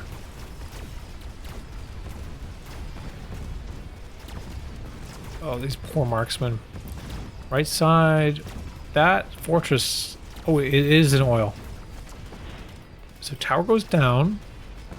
Both towers in the middle. But this fort's gonna die from standing in acid. This marksman gets a level from that for sure.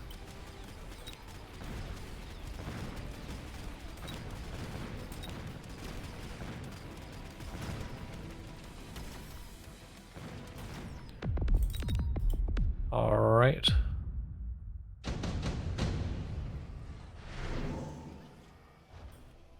Reinforcements. Farseer. Fire Badger. Farseer. Alright, Nick, what do you got?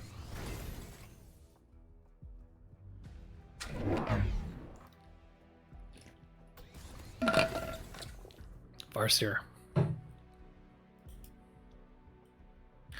Yeah, I feel like the Farseer pairs really well with the acid here. It does give you an out with the photon.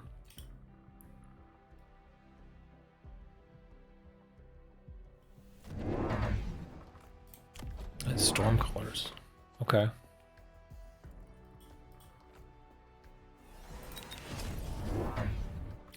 Couple storm callers, another crawler, more stormies here for MasterGlue. Yeah, that's right. Save your money, get the free bubble.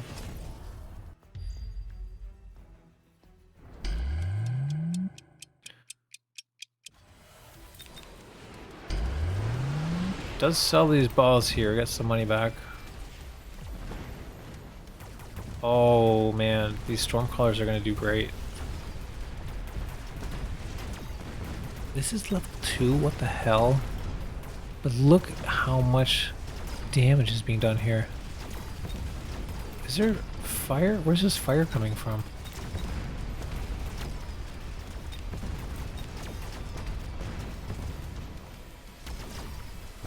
Is there fire? No, there's no fire. It's just an effect. No, there's... No, that's not real fire. That's the tank that's on fire. It's dead.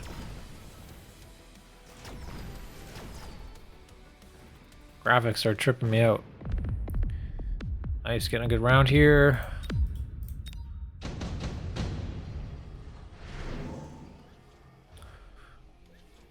Reinforcements again.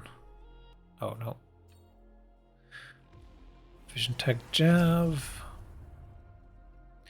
The 2v2, I think they need to like change spells as well. Like either just completely remove them or nerf them or have only like one spell possible. Like if you have a javelin, then it's never going to offer you another javelin again. It's never going to offer you another lightning storm.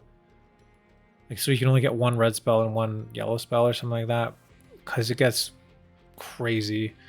You'd have people that like will nuke one turn and the other player will save it and then the following turn nuke that player again. Like that's so mean. It's not fun.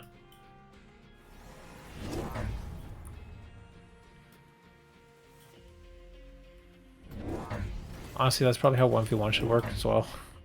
You can only have one red spell, one orange spell. Orangey yellow, whatever.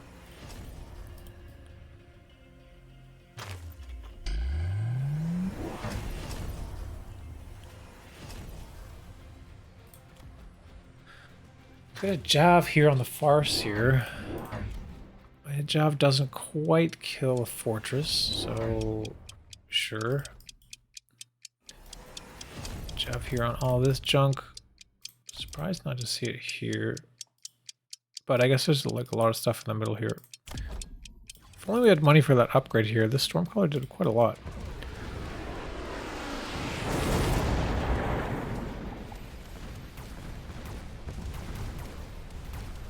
Oh, there we go. We've got the bait. The fire extinguisher is taken. Oh yeah, there's not actually fire on the ground. It's just from this fire badger.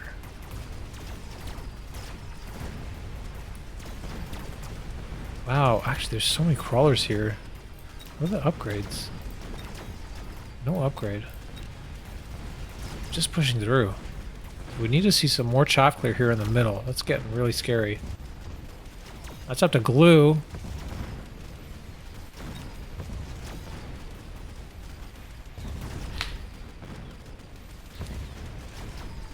You need to just plan for spells or decide to roll the dice and hope, but since they're in the game, but if they are adjusted, I wouldn't mind. Yeah, well, I agree with you, and like the game is good in general to me. Like I can play around whatever. If the community is really mad about spells, spells should change. I'm fine with how they are. I'm also fine with if they're changed. I was more mad about them, like, I don't know, months ago. Nowadays, I don't really care so much.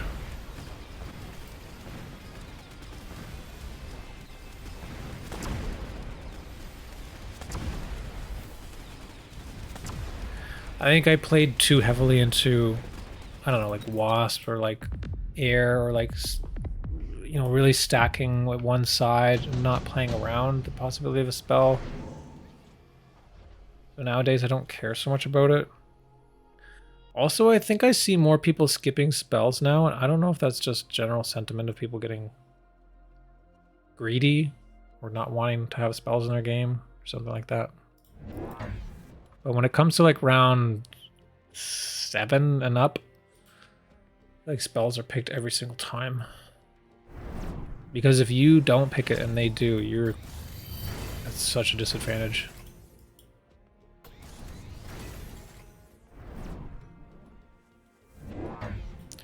Air is more vulnerable because you can't shield. Yep, you got a mobile beacon, but depending on how your positioning is, you might not be able to save it. Also, that's another reason why I like taking jump drive now on my Phoenix, because then I can move them out of the way. And I also like redeploy, because I can grab something and put it like way in the corner or whatever, so that it doesn't actually get hit by whatever. I think the movement spells, movement abilities and technologies are very strong in helping deal with spells. I don't think people value them as much as they should. Oh, nice. We see a big flank here on the side of the Phantom Ray. That's Wasp. Okay, so what's going to happen here? This guy's going to turn. I mean, these will die to the orange man, right? And this guy's actually going to come over too. But this side, Nick's going to have some trouble. Nice, we got the Vulcan here. That's going to help. What the how did this fortress get here? We've got Elite Marksman Fortress. So yeah, that gets shut down, no problem. Left side, the Wasps are going to get in. That's only a level 1 tower. All these fire extinguishers going off, clearing the acid. But this Vulcan is looking good. We're just unfortunately lost the left tower, mostly due to these Wasps pulling the units over here. Ah, damn. Melter gets a lock. Right side. Storm's doing okay. This fortress getting in the acid. Tower goes down. It's super slow. Now dies in the acid. This Vulcan gets a level. Ooh, nice shot on that tower. I think there might be just enough stuff to deal with this Melter. Oh, but the tower goes down, which is going to significantly reduce the damage here on those Stormcallers. So yeah, maybe not going to win this round. Can I get that Melter? No! It stays alive! No! Spells have to do with tempo. Spells early game for games you know you can win. Spells late game where you try to win late game. Yeah, I mean, the thing with taking the spells in the early game as well is, unfortunately, you also get them back in the late game. I don't know if they should have a cooldown. They removed the ability, was it cooldown? The cooldown reduction ability that reduced the cooldown of all your abilities by 1 because spells are too strong with it. But realistically, the spells shouldn't... They should be like one-time use. I think that would solve a lot of people's problems. Because what hurts me is like... When I don't like spells, it's not because it's offered that round. It's because it comes back. And then I'll be doing well, but I have a timer on me. It's like, oh man, on round 7... I'm fucked because they have a guaranteed lightning storm coming. And then, of course, round 7 comes, they have that lightning storm. And then, maybe it's round 8. I don't remember. I think lightning storm's going to offer round 3 or 4. But anyways, then another spell will be given that turn 2. You'll have like orbital or something. I don't know. You get double spelled. It sucks. I don't like them coming back. They should be one-time use. Level 3 fortress here. Oh my god. Big smoke coming down. Smoke over here as well. Left side. Nothing to deal with these wasps. Nothing was put down to help there. Right side. Ooh, my computer's struggling, guys. What are you doing to me? There's too many fire extinguishers. Let's zoom in a bit. Maybe that'll help.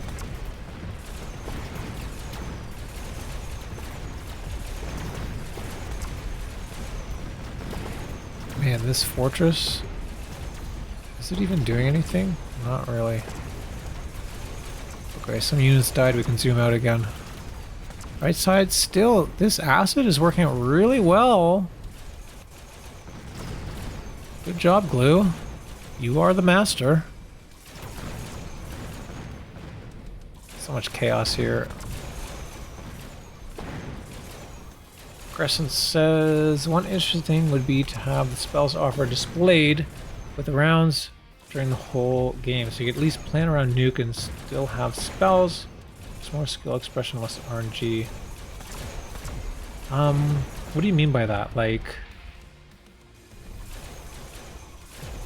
there'd be when they come up, there's like a timeline of like, hey, on round 4 spells are going to be offered, and on round 7 spells are going to be offered. Because if that's the case, then if there was a timeline shown to the player before, you could also show what round the units are going to get dropped on, which does, you know, offer more planning. I mean, it could still be a random round between, you know, 2, 3, 4, or 5, 6, 7, or 8, 9, 10. But if the players knew before that happened, like there was a timeline or something, they could check. Like it was up here, right? You could hover or something, or there's like a little bar. Round 1, and then it's like round 1, 2, 3, 4, 5, 6, 7, 8, whatever, to 12. And you could hover over it and it would say what might be coming that round. A unit or a spell. Yeah, maybe that could be cool. I could see that actually... That's actually a really good idea. Because it still keeps the randomness of the game. Not every game is going to be, oh, level 3, we get their units. Level 4, we get our spells. It'll still be a bit random. But the players will know in advance and can plan for it.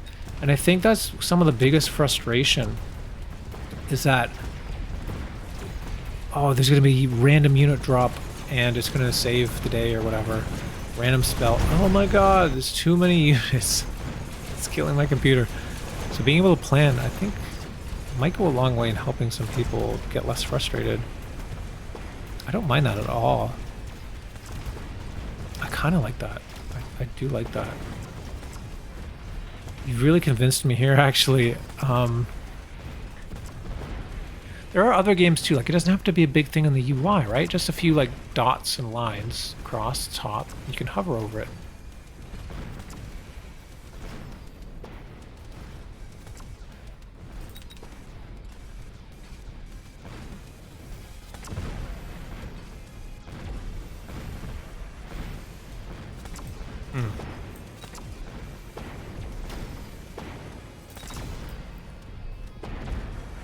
Huh.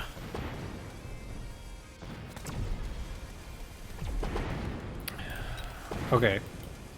Sorry, I'm just thinking about this still. Krescent, you're messing with my head. Scorpion, nice, doing well with that siege, but the melter with energy absorption, a little bit too strong here. Is it an acid? It is not. No, it just gets him. No, that's alright, Krescent. That's a good idea. I'm just... now I'm daydreaming about what would it mean for mechabellum. I wish we had like a workshop or something that we could like make changes and do stuff like that as part of the community. Not necessarily modding, like fully modding, but some kind of flexibility. We have custom games, but there's not a whole lot of options in the custom games. It'd be cool if we could do more customization there. Do you guys ever play Unreal Tournament? They had, I mean, obviously there's tons of modding for that, but in base Unreal Tournament there was mutators. And so you could turn on or off a bunch of different mutators and change settings for the game, which make every game pretty like interesting and unique. Increase the replayability and whatever. It'd be cool if we had some kind of mutator system or whatever for Mechabellum. You wouldn't call it mutators though, you give it some kind of like mech name or machinery thing like overdrive or I don't know. Overclocking.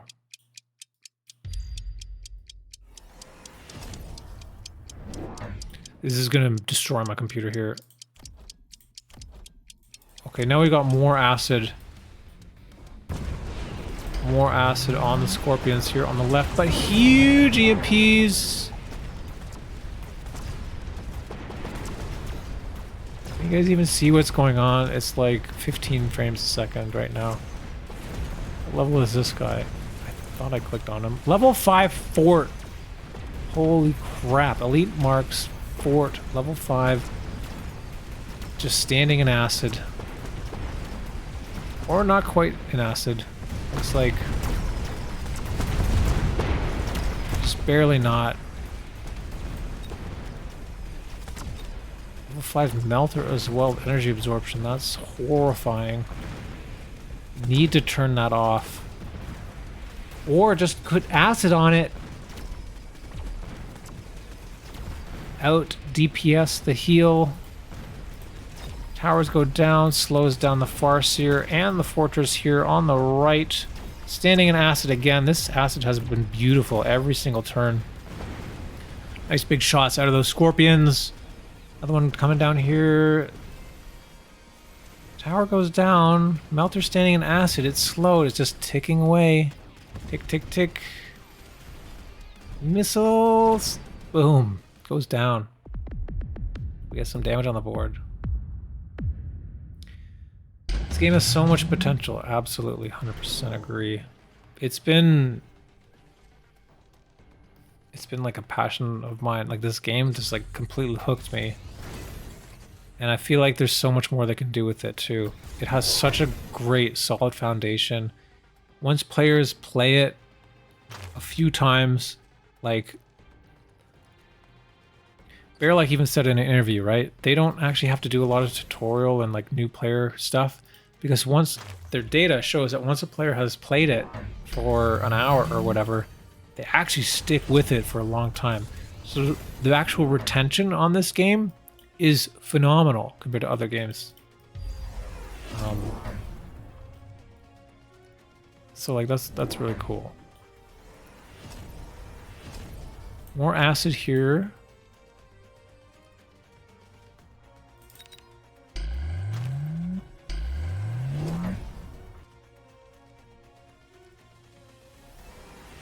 We do see some crawlers here on the flank, finally. We got replicate for the opponent? Oh my god, they just want to destroy our computer. EMP. Also, I love this scanning radar. Look how cute this is.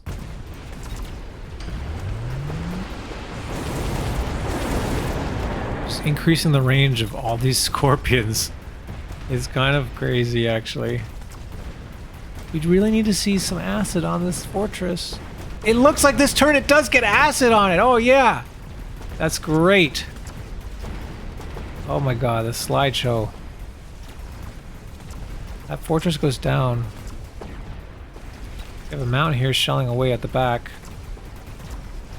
But look how much stuff is on the board. There's so many scorpions. There's so much extra range here with these Farseers. And now these guys walking through the acid. That's going to be it, right? That there's no way that they survive this. This is well over 3,000 damage.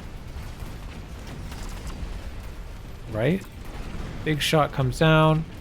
It hit the mountain, but it didn't put the acid underneath its feet. Oh, there it goes. That's got to be it, right? Yes. Great job, guys. Good teamwork. NicILL and MasterGlue. So much acid. What a menace. They've even got, you know, fire extinguisher, but it does not matter. And a level 6 fortress with the lead marksman. Crazy. All right, thank you guys for the replay. We have just one replay left. Where are we here? Oh, Krescent, it's your turn. Perfect timing. Krescent. This one, I think. Yes.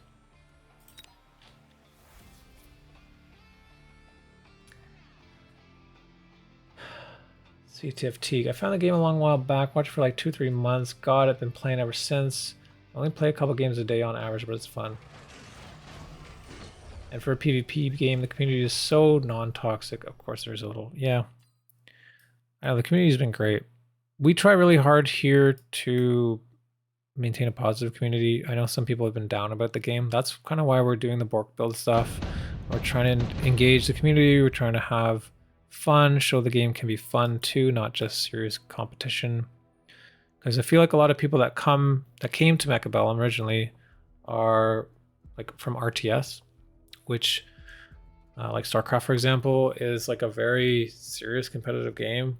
And yeah, you can have fun with it, but it's always like, you know, trying to rank up and get stronger and faster and everything. And sometimes you bring that mentality to your other games.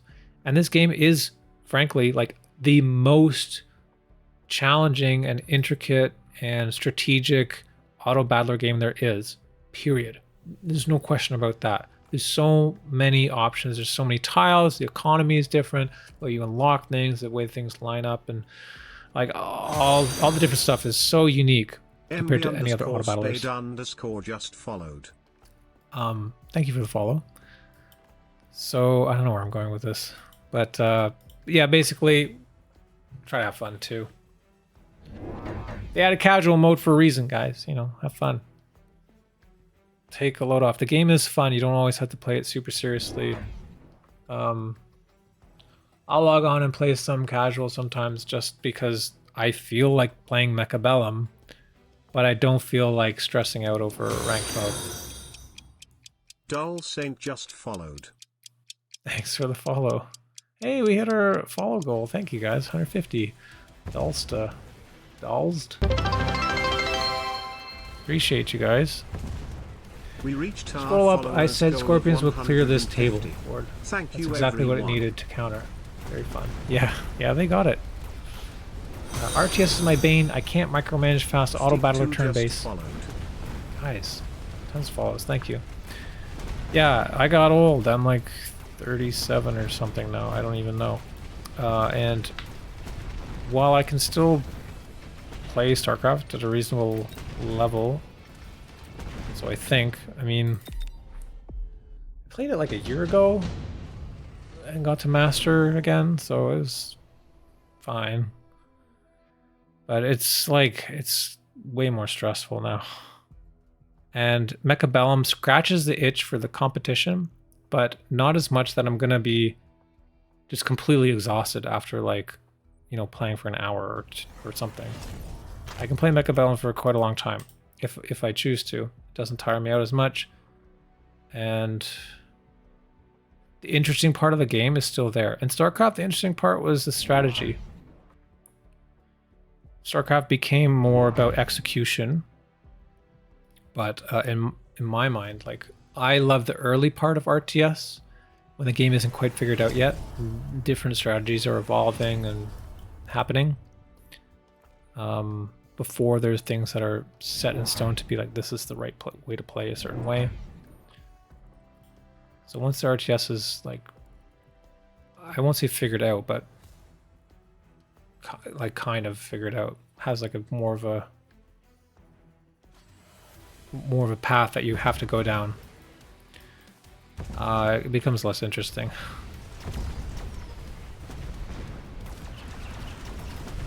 I always say, like, whenever new RTS comes out, like, that's the time to play it, because that's the most fun time, the most chaotic, the most interesting, the most things happening. And yeah, what I like about Mechabellum, it's new. There's changes all the time, big changes. They're adding new units, doing all stuff all the time. There's no RTS game that's just like, hey, you know what? We have a new update. There's a brand new unit. That doesn't happen very often. But for like a couple of years, we had a new unit every like month or whatever, every couple months. It's really cool. Oddz, what do you do? Do you develop games? I am a software engineer, yes. I work in web though, but I have developed games in the past. I developed games in university. I built robots in university, and I'm like a tech guy, I guess. Software engineer. I have done a little bit of game development, like on my own, but never actually completed a full game. I have a couple on the go now. I haven't worked on them in a long time. I have one game. I was actually making a Vampire Survivors-esque game, but based on like a Diablo style, where you would have to, you'd have like inventory management and like choose which items to keep and stuff. But then that other game came out that was basically exactly that. So that put a halt to that. There's another game that I was working on. It's called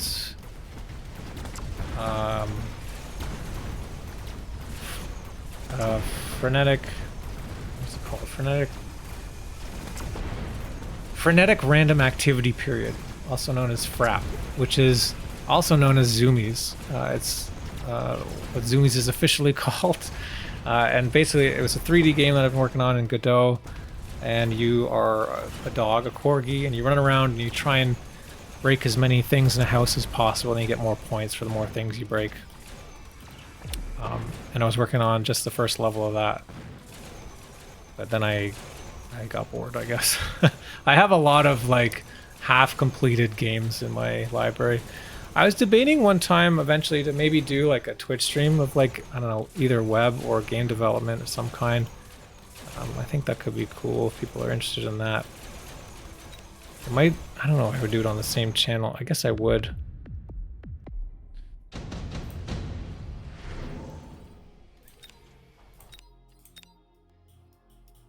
But yeah. Halls of Torment. Yes, Clint, that's the one. Yeah, Halls of Torment came out and was like basically everything that I wanted to do, it had done. The only difference was in my game... I have a notepad about it somewhere. No, I don't have it. Mine had a more intricate like set item and unique item like affixes, and the way the affixes worked was very Diablo-esque. So you could roll different random affixes and stuff like that, and I had a whole system built. It was actually the most unique thing.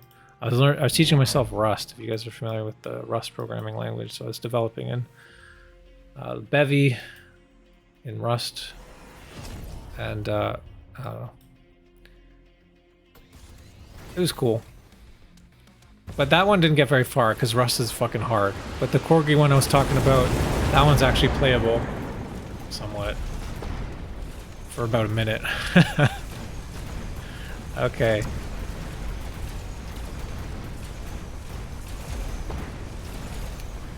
A hyperactive dog version of Untitled Goose Game? Yeah, pretty much that was the inspiration. Untitled Goose Game.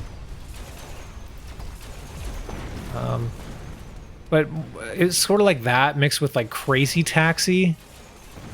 You guys remember Crazy Taxi on Dreamcast? That was the kind of like speed that I'm going for and zaniness.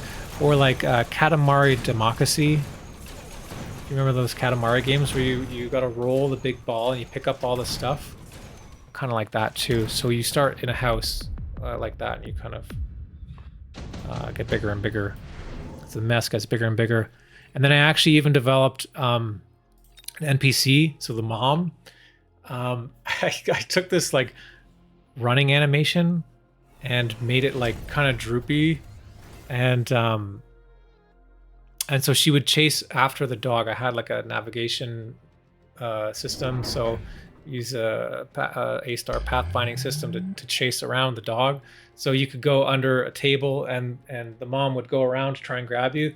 If she grabs you, she literally picks you up and like she navigates towards the bathtub and puts the dog in the bathtub, and it's game over. I might keep developing that game because it's got potential. I think it's kind of fun.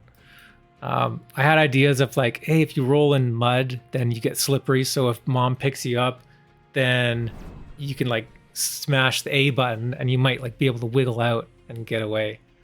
Kind of like a free life or whatever. Anyways, I'm rambling here. I'm sorry, Krescent. This is the last game. We do have the crawlers with acid down. Up against, we got a formation here of sledges. We do have some nice deployment on the right. Oh my god, Krescent, you're doing this again? Didn't you do this last time? We had the flank hacker. So now we have the flank farseer and the wasp. We got AA on wasp. Why do we have AI on wasp?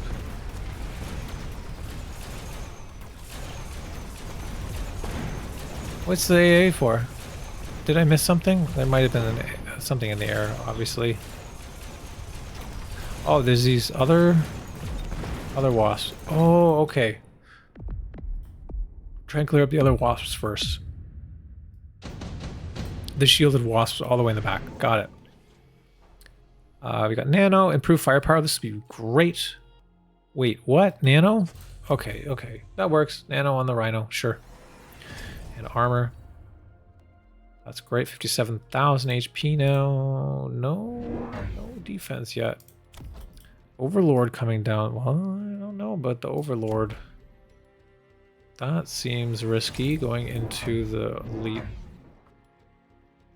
Oh, sorry, not elite, but the level 2 wasp with aerial spec. We also don't have HE, which does help against the wasp. Nice steel ball here, trying to get on the tower. More balls, more acid. We just full gas all in. You've only got level 1 towers, nothing in the back here, just going ham.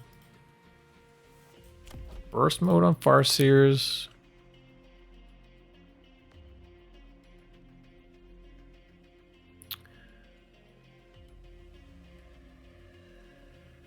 More rhinos on the right here. We have a gospel-esque formation. This is great. So I see you don't have photon on the rhino, and I'm guessing that's because you have the farseer here with photon. That's always been your plan, is to farseer photon your rhinos? If so, that's cool. That's thinking ahead.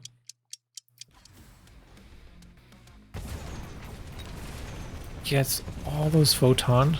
That's awesome. Now here on the left, pushing through acid. So we've got the steel balls coming in. They don't have mech div yet. Nice! Gonna punch on that tower. Just crushing through here. These rhinos too strong. Uh-oh. We do have the quick teleport, which makes this incredibly good. Rhinos now say, hey, I see another tower over here. But the Sabertooth gets to it quicker. And with that, the Overlord goes down. That's a ton of damage. That is 2,000 damage from that. Huge hit. Glory to the swarm, brothers and sisters. Where is cheese? Wasp swarm here. I miss cheese. What's he up to?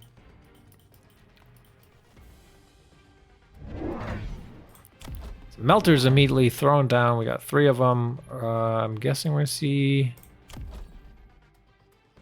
energy diffraction. I don't know. I usually defend this with wraith.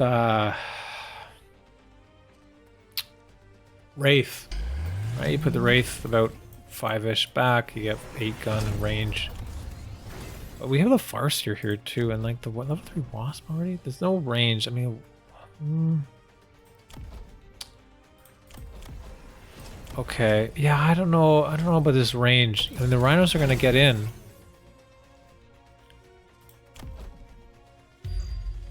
There's the beacon. The rhinos cannot be stopped. The rhinos are getting in. Oh, uh-oh.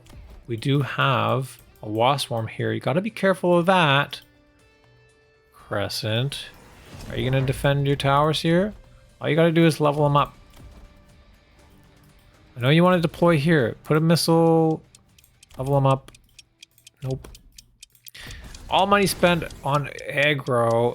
Just going full gas, 2800 HP, says, you know what, forget it. If I take damage and lose a tower, so what? We're going to put all of our money into attack. Rhinos get in. What's faster, the rhino or the wasp swarm? Looks like the wasp swarm. That bubble does go down. Rhinos are dead, unfortunately. Melters do clean them up because they got slowed down. Also, they're walking in their own acid. I guess it doesn't matter because of the photon. Left side is also pushing through here. The boat doing a lot of work. And now the tower on the right does go down from these wasps. But there's just not enough units left on the board to deal enough damage here. Maybe we can get this one melter. Okay. Which prevents a bit of damage there, but... oh my god, that's a huge hit from missing that wasp swarm. That could have been fatal. Fatal mistake. 3 Tarantula, 3 Phoenix, 2 Typhoon, 1 Wraith. I would imagine Granaten would take the Wraith, but it does not. It takes the Phoenix. What you can do with the Phoenix? You could flank with the Phoenix. You take 3 Phoenix, put one of them here at least, right? Here we go. Now we've got the energy diffraction. That's what you need to help with the steel balls and the rhinos. It's our chaff clear stitch. Not great. Just some arc lights. There's a lot of crawlers. Oh, you go for the Phoenix as well, eh? You could probably overwhelm this. I mean, the blue player is playing pretty far back. Almost everything is deployed behind the towers here. If you just have a bit more here or here, you could totally push in and get those towers.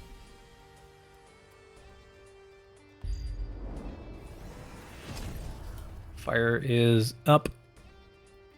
It hurts. What are your upgrades? 1-1. 3 wasp. 3 wasp. I don't know. This is close. With this fire, level 2 boat is going to have a field day with all these other units here. But we do have range on the wasp now, so that's going to outrange the overlord. I have to see what happens here with these rhinos. They are so fast. We've got mech rage. Oh my god. No! He doesn't get the tower. Oh, but he pops it. He actually kills the melter. Revenge of the rhino. Rhino's like, fuck this guy. You killed me so many times. I'm gonna punch you in the face. You almost never see rhinos kill melters. That's great.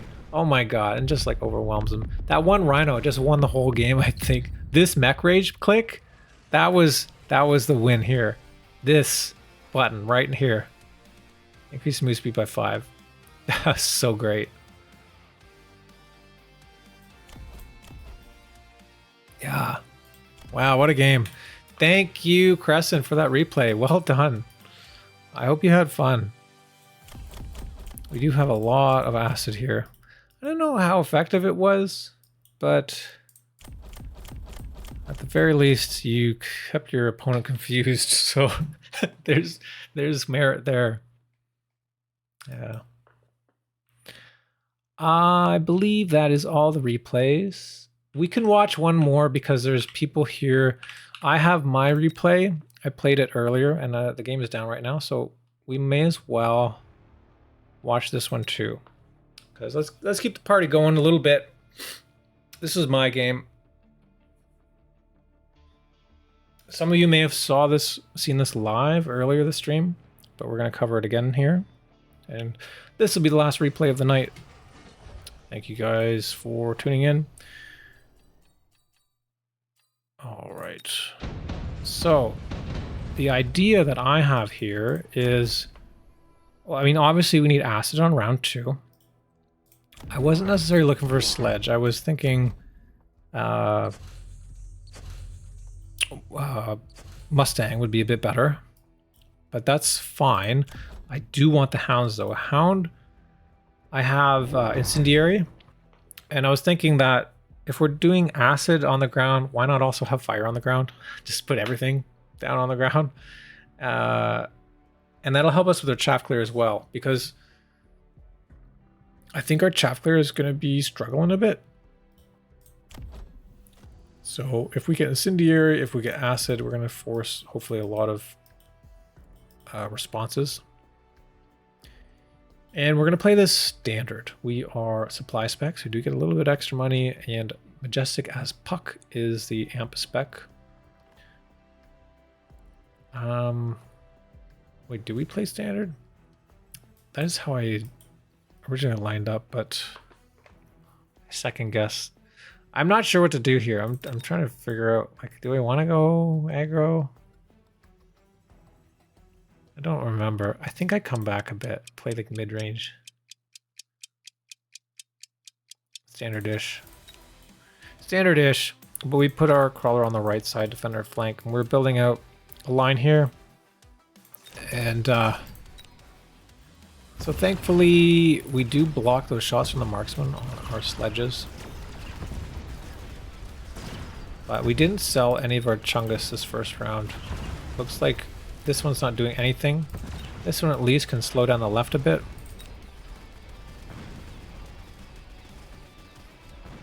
Krescent says, I tried to stack oil and acid for the challenge with phantoms. It seems to me that it stacks both effects, but I wasn't sure. Does anyone know? Yes, both do happen. So fire, oil, and acid, they'll all happen on the same square, but visually you may only see the acid. I think the acid overrules the oil. The fire removes the oil, so I don't know if fire or acid is on top, but they're both there. I guess it looks green, but then it has a fire effect on top. Yeah, fire oil won't stack. Yeah, I know, I'm realizing that now. If you ignite the oil, acid will remain, yeah. So they'll take more damage in the fire, I guess. Evil, you're going to sleep. Thank you. Thanks for joining me. Thanks for the replay, and I'll see you next week. I'm looking forward to your attempt for next week. Should be fun. Smoke can also stack. Yeah, there's so much crap that can stack on the board.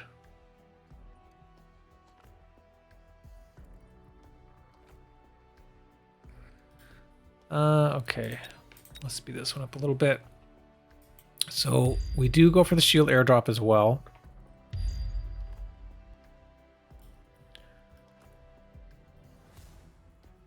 You know what, as supply spec, I guess it doesn't really matter if I don't sell my chungus right away, because I have that $100 in the second round anyway.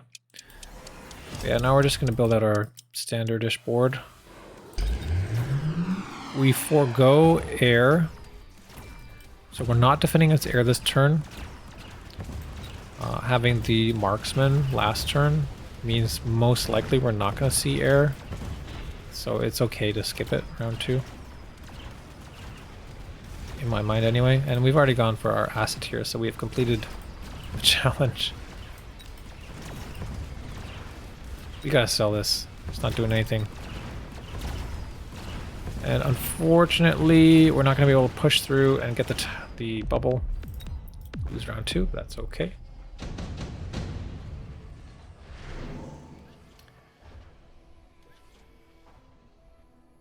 Phantom Ray offered, Fire Badger, Steel Ball, Sabertooth. Steel Ball? Yeah, I saw this and I was like, oh my god. 2 steel balls, that's exactly what we need.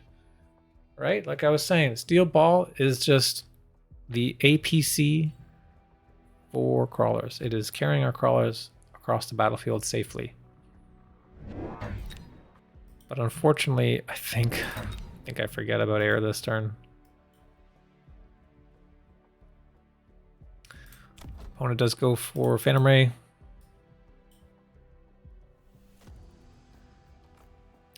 You know what? I think I keep this actually because it prevents missiles. You can sell this one. Once this side is defended, I can sell this because it doesn't matter anymore.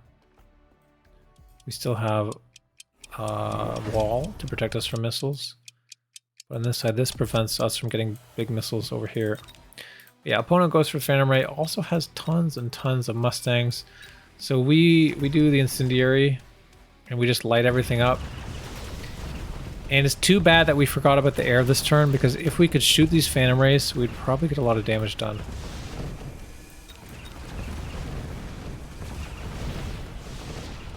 Oh well. But you see the board, we had fire there and then we had acid, and the fire was covering this much of the acid. The fire went away, the acid's still there. Hey, we get the bubble. That's good.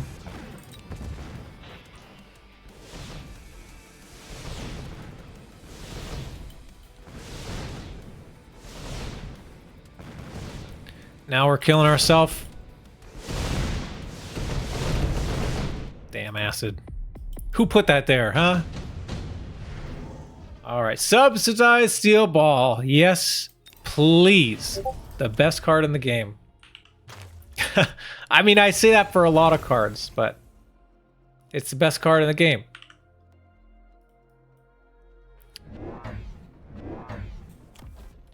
Redeploy, also the best card in the game. What else is the best card in the game? Improved Wraith. Improved Overlord. Best card in the game. Lightning Storm. Best card in the game.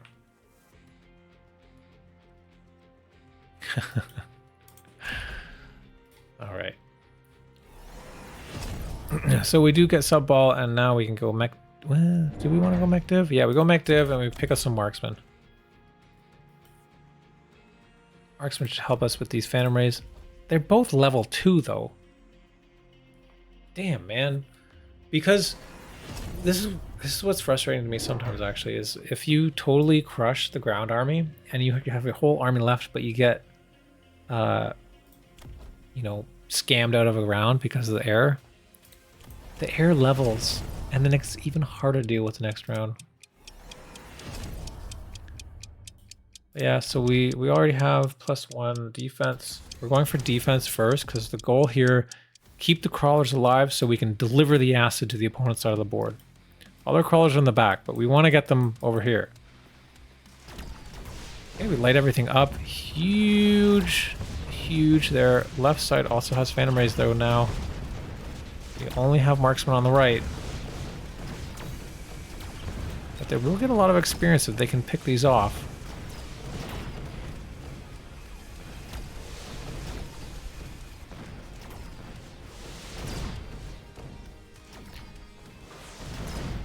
I say like the goofy level 5 crawlers.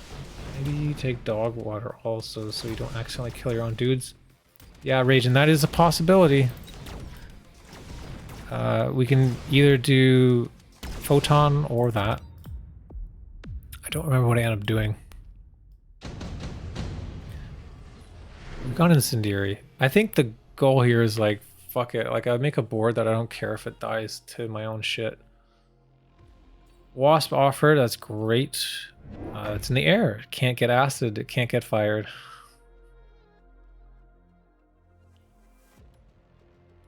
How you doing, Raiden? Oh, we go for Farseer. Right.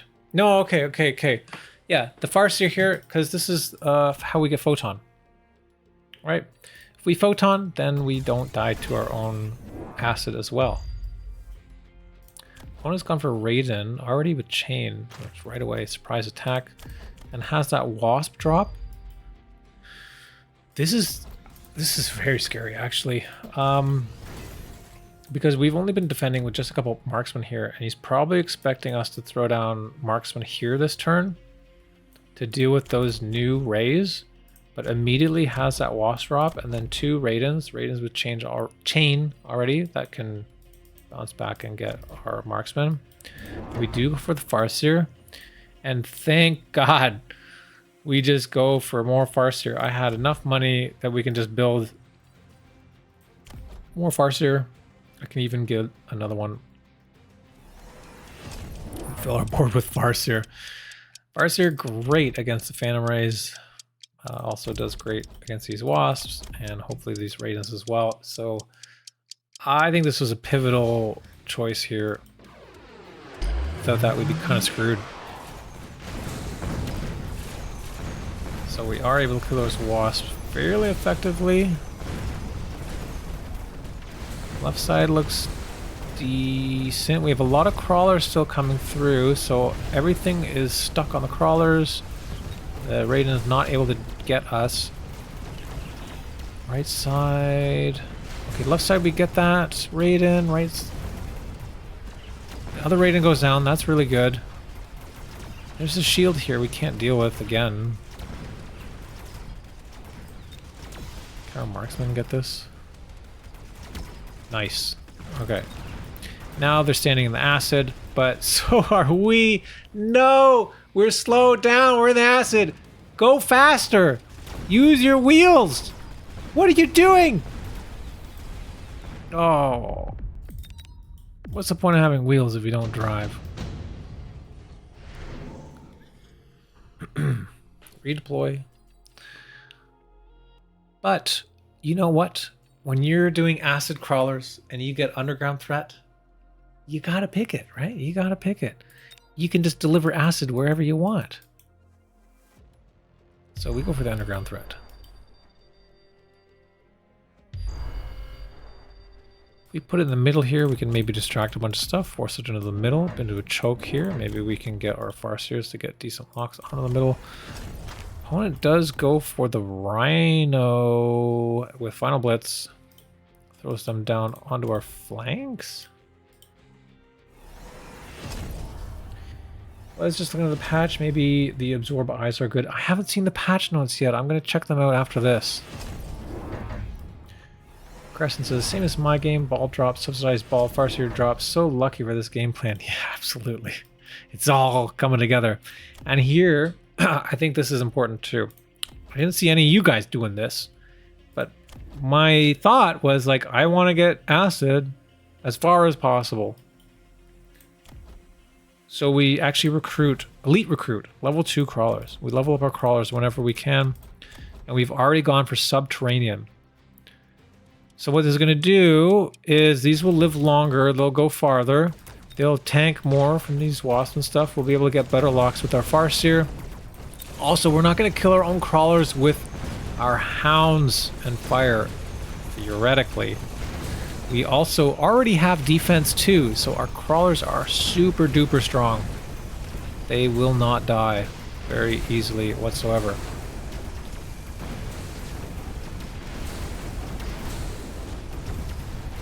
And there's still a lot of stuff though. These raidens are no joke. Once the crawlers are dead, I mean, these guys go through the asses. They don't all really survive. But, oh gosh. We lose our tower. We can scam this out, maybe. If we can shoot right as it dies. Boom! There's that mechabellum bug.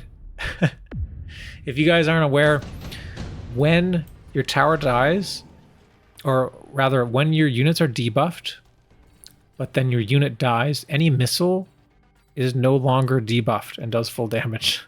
So that's how we were able to kill that. The timing of that. We lost a unit while our missile was already en route, which means it was no longer debuffed once it was dead, and was able to do full damage to that raiden. Kind of a bug, but also... hey, yeah, whatever. Yeah, it's a weird one. Young Dream _ Gamma River just followed. Hey, thank you for the follow. Appreciate it. Welcome to Borked Builds. This is the last replay we've got today, unfortunately, but next week we will have more.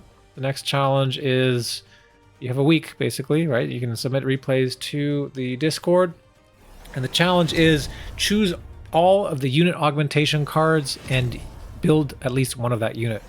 So the unit augmentation card, what that means is Assault Raiden, it means Strike Hound, it means Berserk Rhino, it means any card that modifies a unit. It could also be mass-produced or improved or what have you.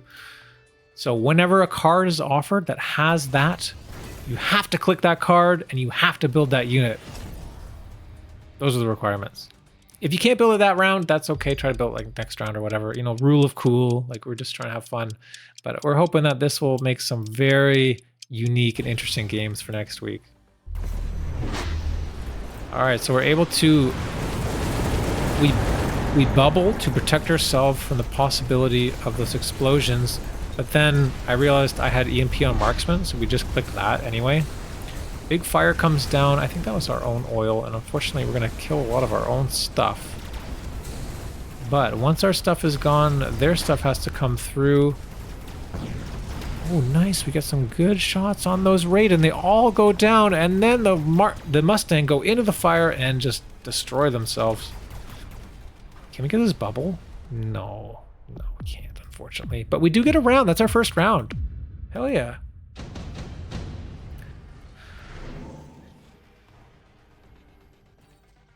Amp missile, advanced shield, and another underground. We gotta pick underground. Hell yeah. There's an opening over here. Absolutely. Our crawlers are very strong. They're not gonna die. They're defense 2. This thing is not gonna kill them. But even so, we can throw down a steel ball to tank so that our crawlers can do full damage anyway. All the Mustangs are going to be locked onto the steel ball, and we're going to be able to kill them with our crawlers here, and hopefully pop that tower. The tower's only level 1. This felt like a better play than trying to do it here or here. There's too much other stuff. And yeah, what else? We are getting crawlered here. We're going to bubble. We have a bubble up.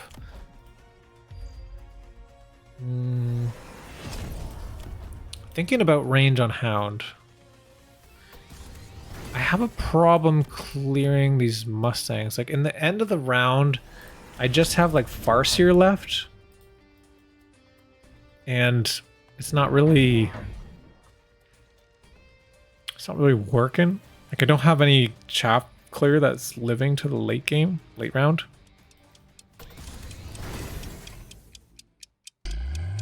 So it looks like we just make a couple more hounds and level them up. We do have AA on Farseer. I can't remember if we clicked that last round or this round. Probably last round. That thing dies before the bubble even comes down. Amazing. Ooh, these crawlers here. So it's important, I think, to get the high mobility every time, too. So we've been trying to focus on doing that. Look at all these crawlers. They're so strong.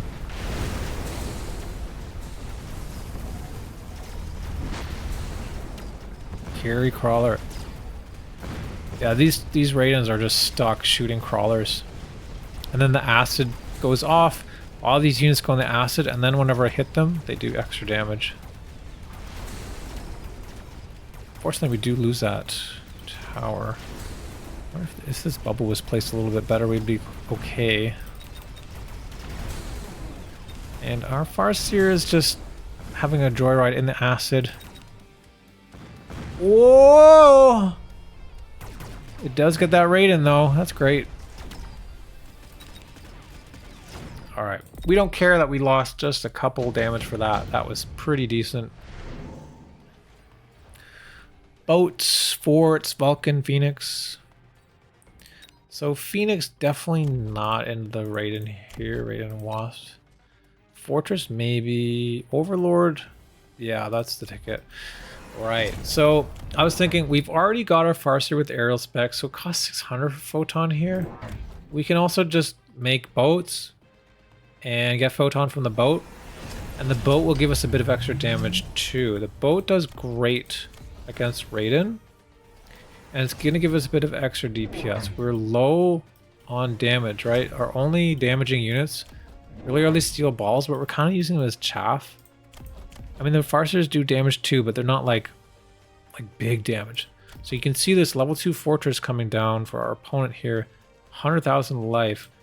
We wouldn't be able to deal with it unless we had a high damage unit like the Overlord here.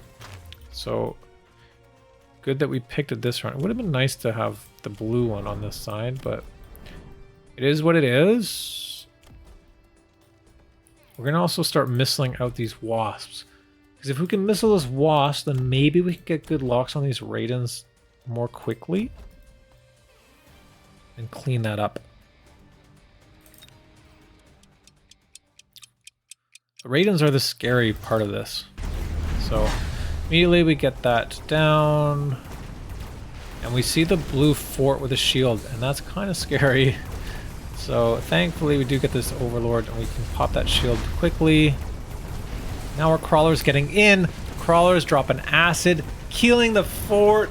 Why would you pick fort? You're crazy. I mean, I get it. You wanted a super strong shield and a big tanky unit, but we have acid. You gotta get photon. Maybe we'll see that next round. We'll see. Looks like left side is easy for us. We're doing well there. Right side, unfortunately, our tower is too low level. And we lose that. Our farseers could be level 3. They're gonna drive through our own acid again. And do we get the tower? No, we turn. Oh, we do get the tower. Nice. So we're gonna get some good damage on the board. Finally. Finally. Still though, we got a long way to go. Nuke. Yeah, you gotta, right?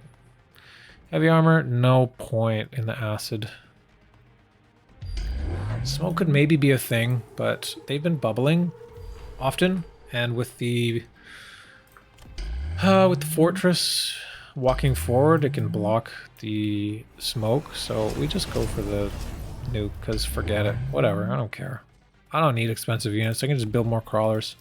We do have another crawler underground threat off cooldown, so we're going to do that play again. Make sure we pop the wasps. We got a lot of money to work with still.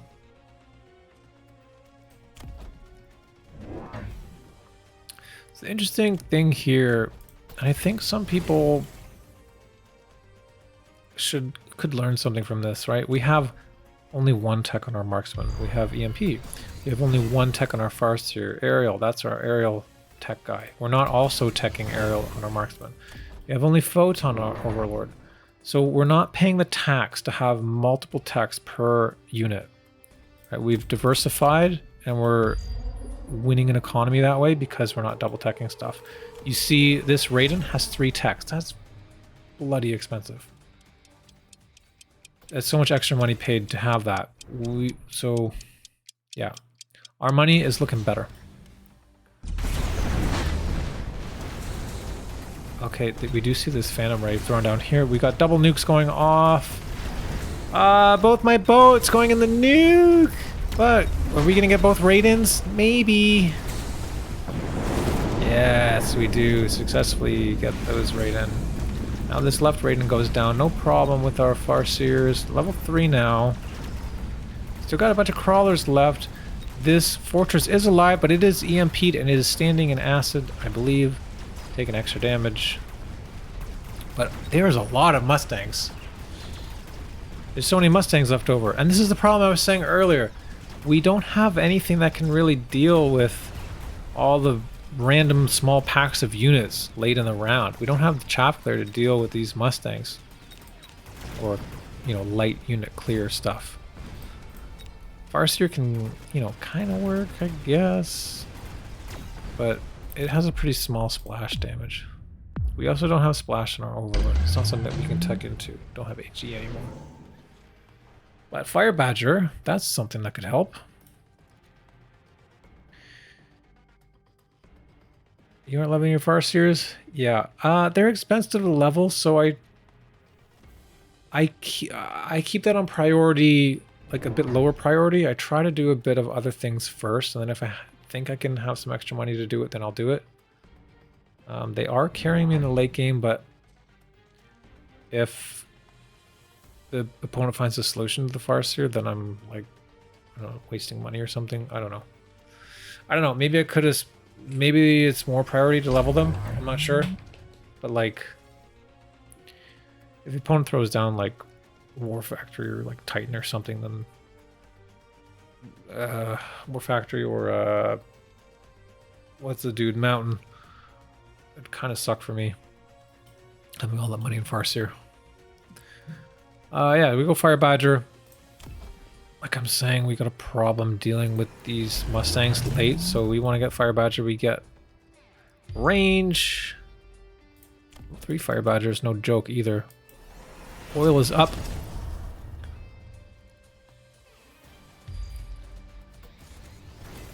We're distracting a little bit over here. It's probably not necessary now. And oh, I was talking to chat this time, and I was like, I don't know what the hell I'm doing. I ran out of time, and I was like, oh shit, okay, Steel Balls. Let's just run on Steel Balls. Steel Ball, Bubble, oh gosh. What do we do? I still had 200 bucks left. And you see all these level 2 fortresses. And it's like, holy moly, I'm lucky I got all these extra steel balls, so hopefully we can deal with this. And we just smashed through that fortress. No problem. The acid is doing wonders here, helping us clear these huge fortresses. Opponent still hasn't been able to find the photon button. But there, again, you know, there's just a few too many Mustangs at the end. What are we gonna do? How can we deal with this? We've got 1 Fire Badger left. It's gonna help out. So another round where barely any damage is done.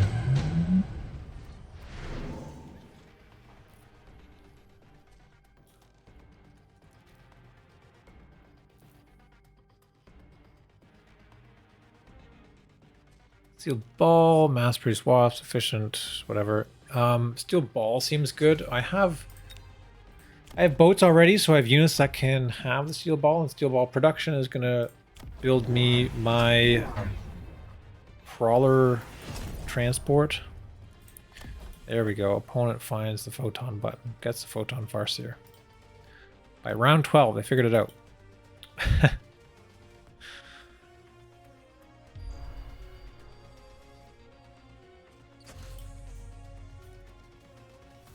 We have had this hound up here for a while. It was blocked by this arc light. I'm thinking, yeah, right. I'm like, fuck, how am I gonna deal with all these Mustangs? Maybe Abyss? Abyss is supposed to counter Mustangs, right? But there's nowhere to put it, because I'm playing like an asshole. I'm like fully behind my towers here. It's just like a zone of death. I got 1 crawler in the middle, pulling things into the middle. Into the acid here. Everything behind my towers. I still only have level 1 towers. This is so bad. But yeah, so how do we clear that crap at the end of the round? Well, maybe we put Badgers all the way back. They'll stay alive. And we also get Napalm so that the Mustangs will have to drive through the Napalm.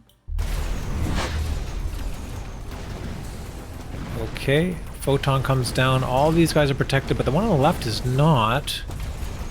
Left side, crawlers do get in. Also note, we do have Mech Rage on our crawler now, so that's why they're moving so quickly. Mech Rage, we got all of our upgrades. Everything's looking good here. With lots of fire, lots of acid. Photon's done. Big units going through the acid now, and our Farseer is getting great locks on those raiden. Right side looking very strong. Left side also looking pretty good. It's just red and green littered all over the map. And we take a big round win there. Is it enough? Absolutely, it is completely enough damage to win the round there and win the game. Yeah, that was pretty cool, I think. The opponent found the photon button, but the battle prolonged long enough, the photon, you know, ran out of time. And then we were able to deal with these fortresses, making sure that we have always our enhanced range or high mobility. We got all of our upgrades, all this stuff. Definitely not lose formation. That would be awful into the Mustangs here. But yeah, it was a crazy game. I hope you guys like that one. Thanks for tuning in to the Borked Builds today. That's gonna do it for me tonight. But yeah, like I said, join us in the Discord. Try to do the challenge this week. I look forward to seeing your replays.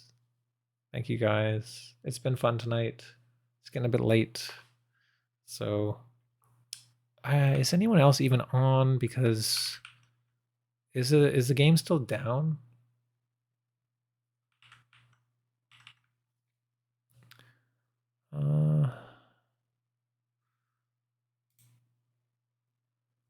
The challenge for next week is going to be whenever a card is offered that is a unit augmentation card, so that would be something like a assault raiden or strike hound or berserk rhino or mass produced anything or elite or not elite, improved anything or whatever, any card that modifies a unit, you have to choose that card and you have to build that unit. At least one of that unit. That's the challenge. So it should theoretically make some very weird games, which is what we're going for.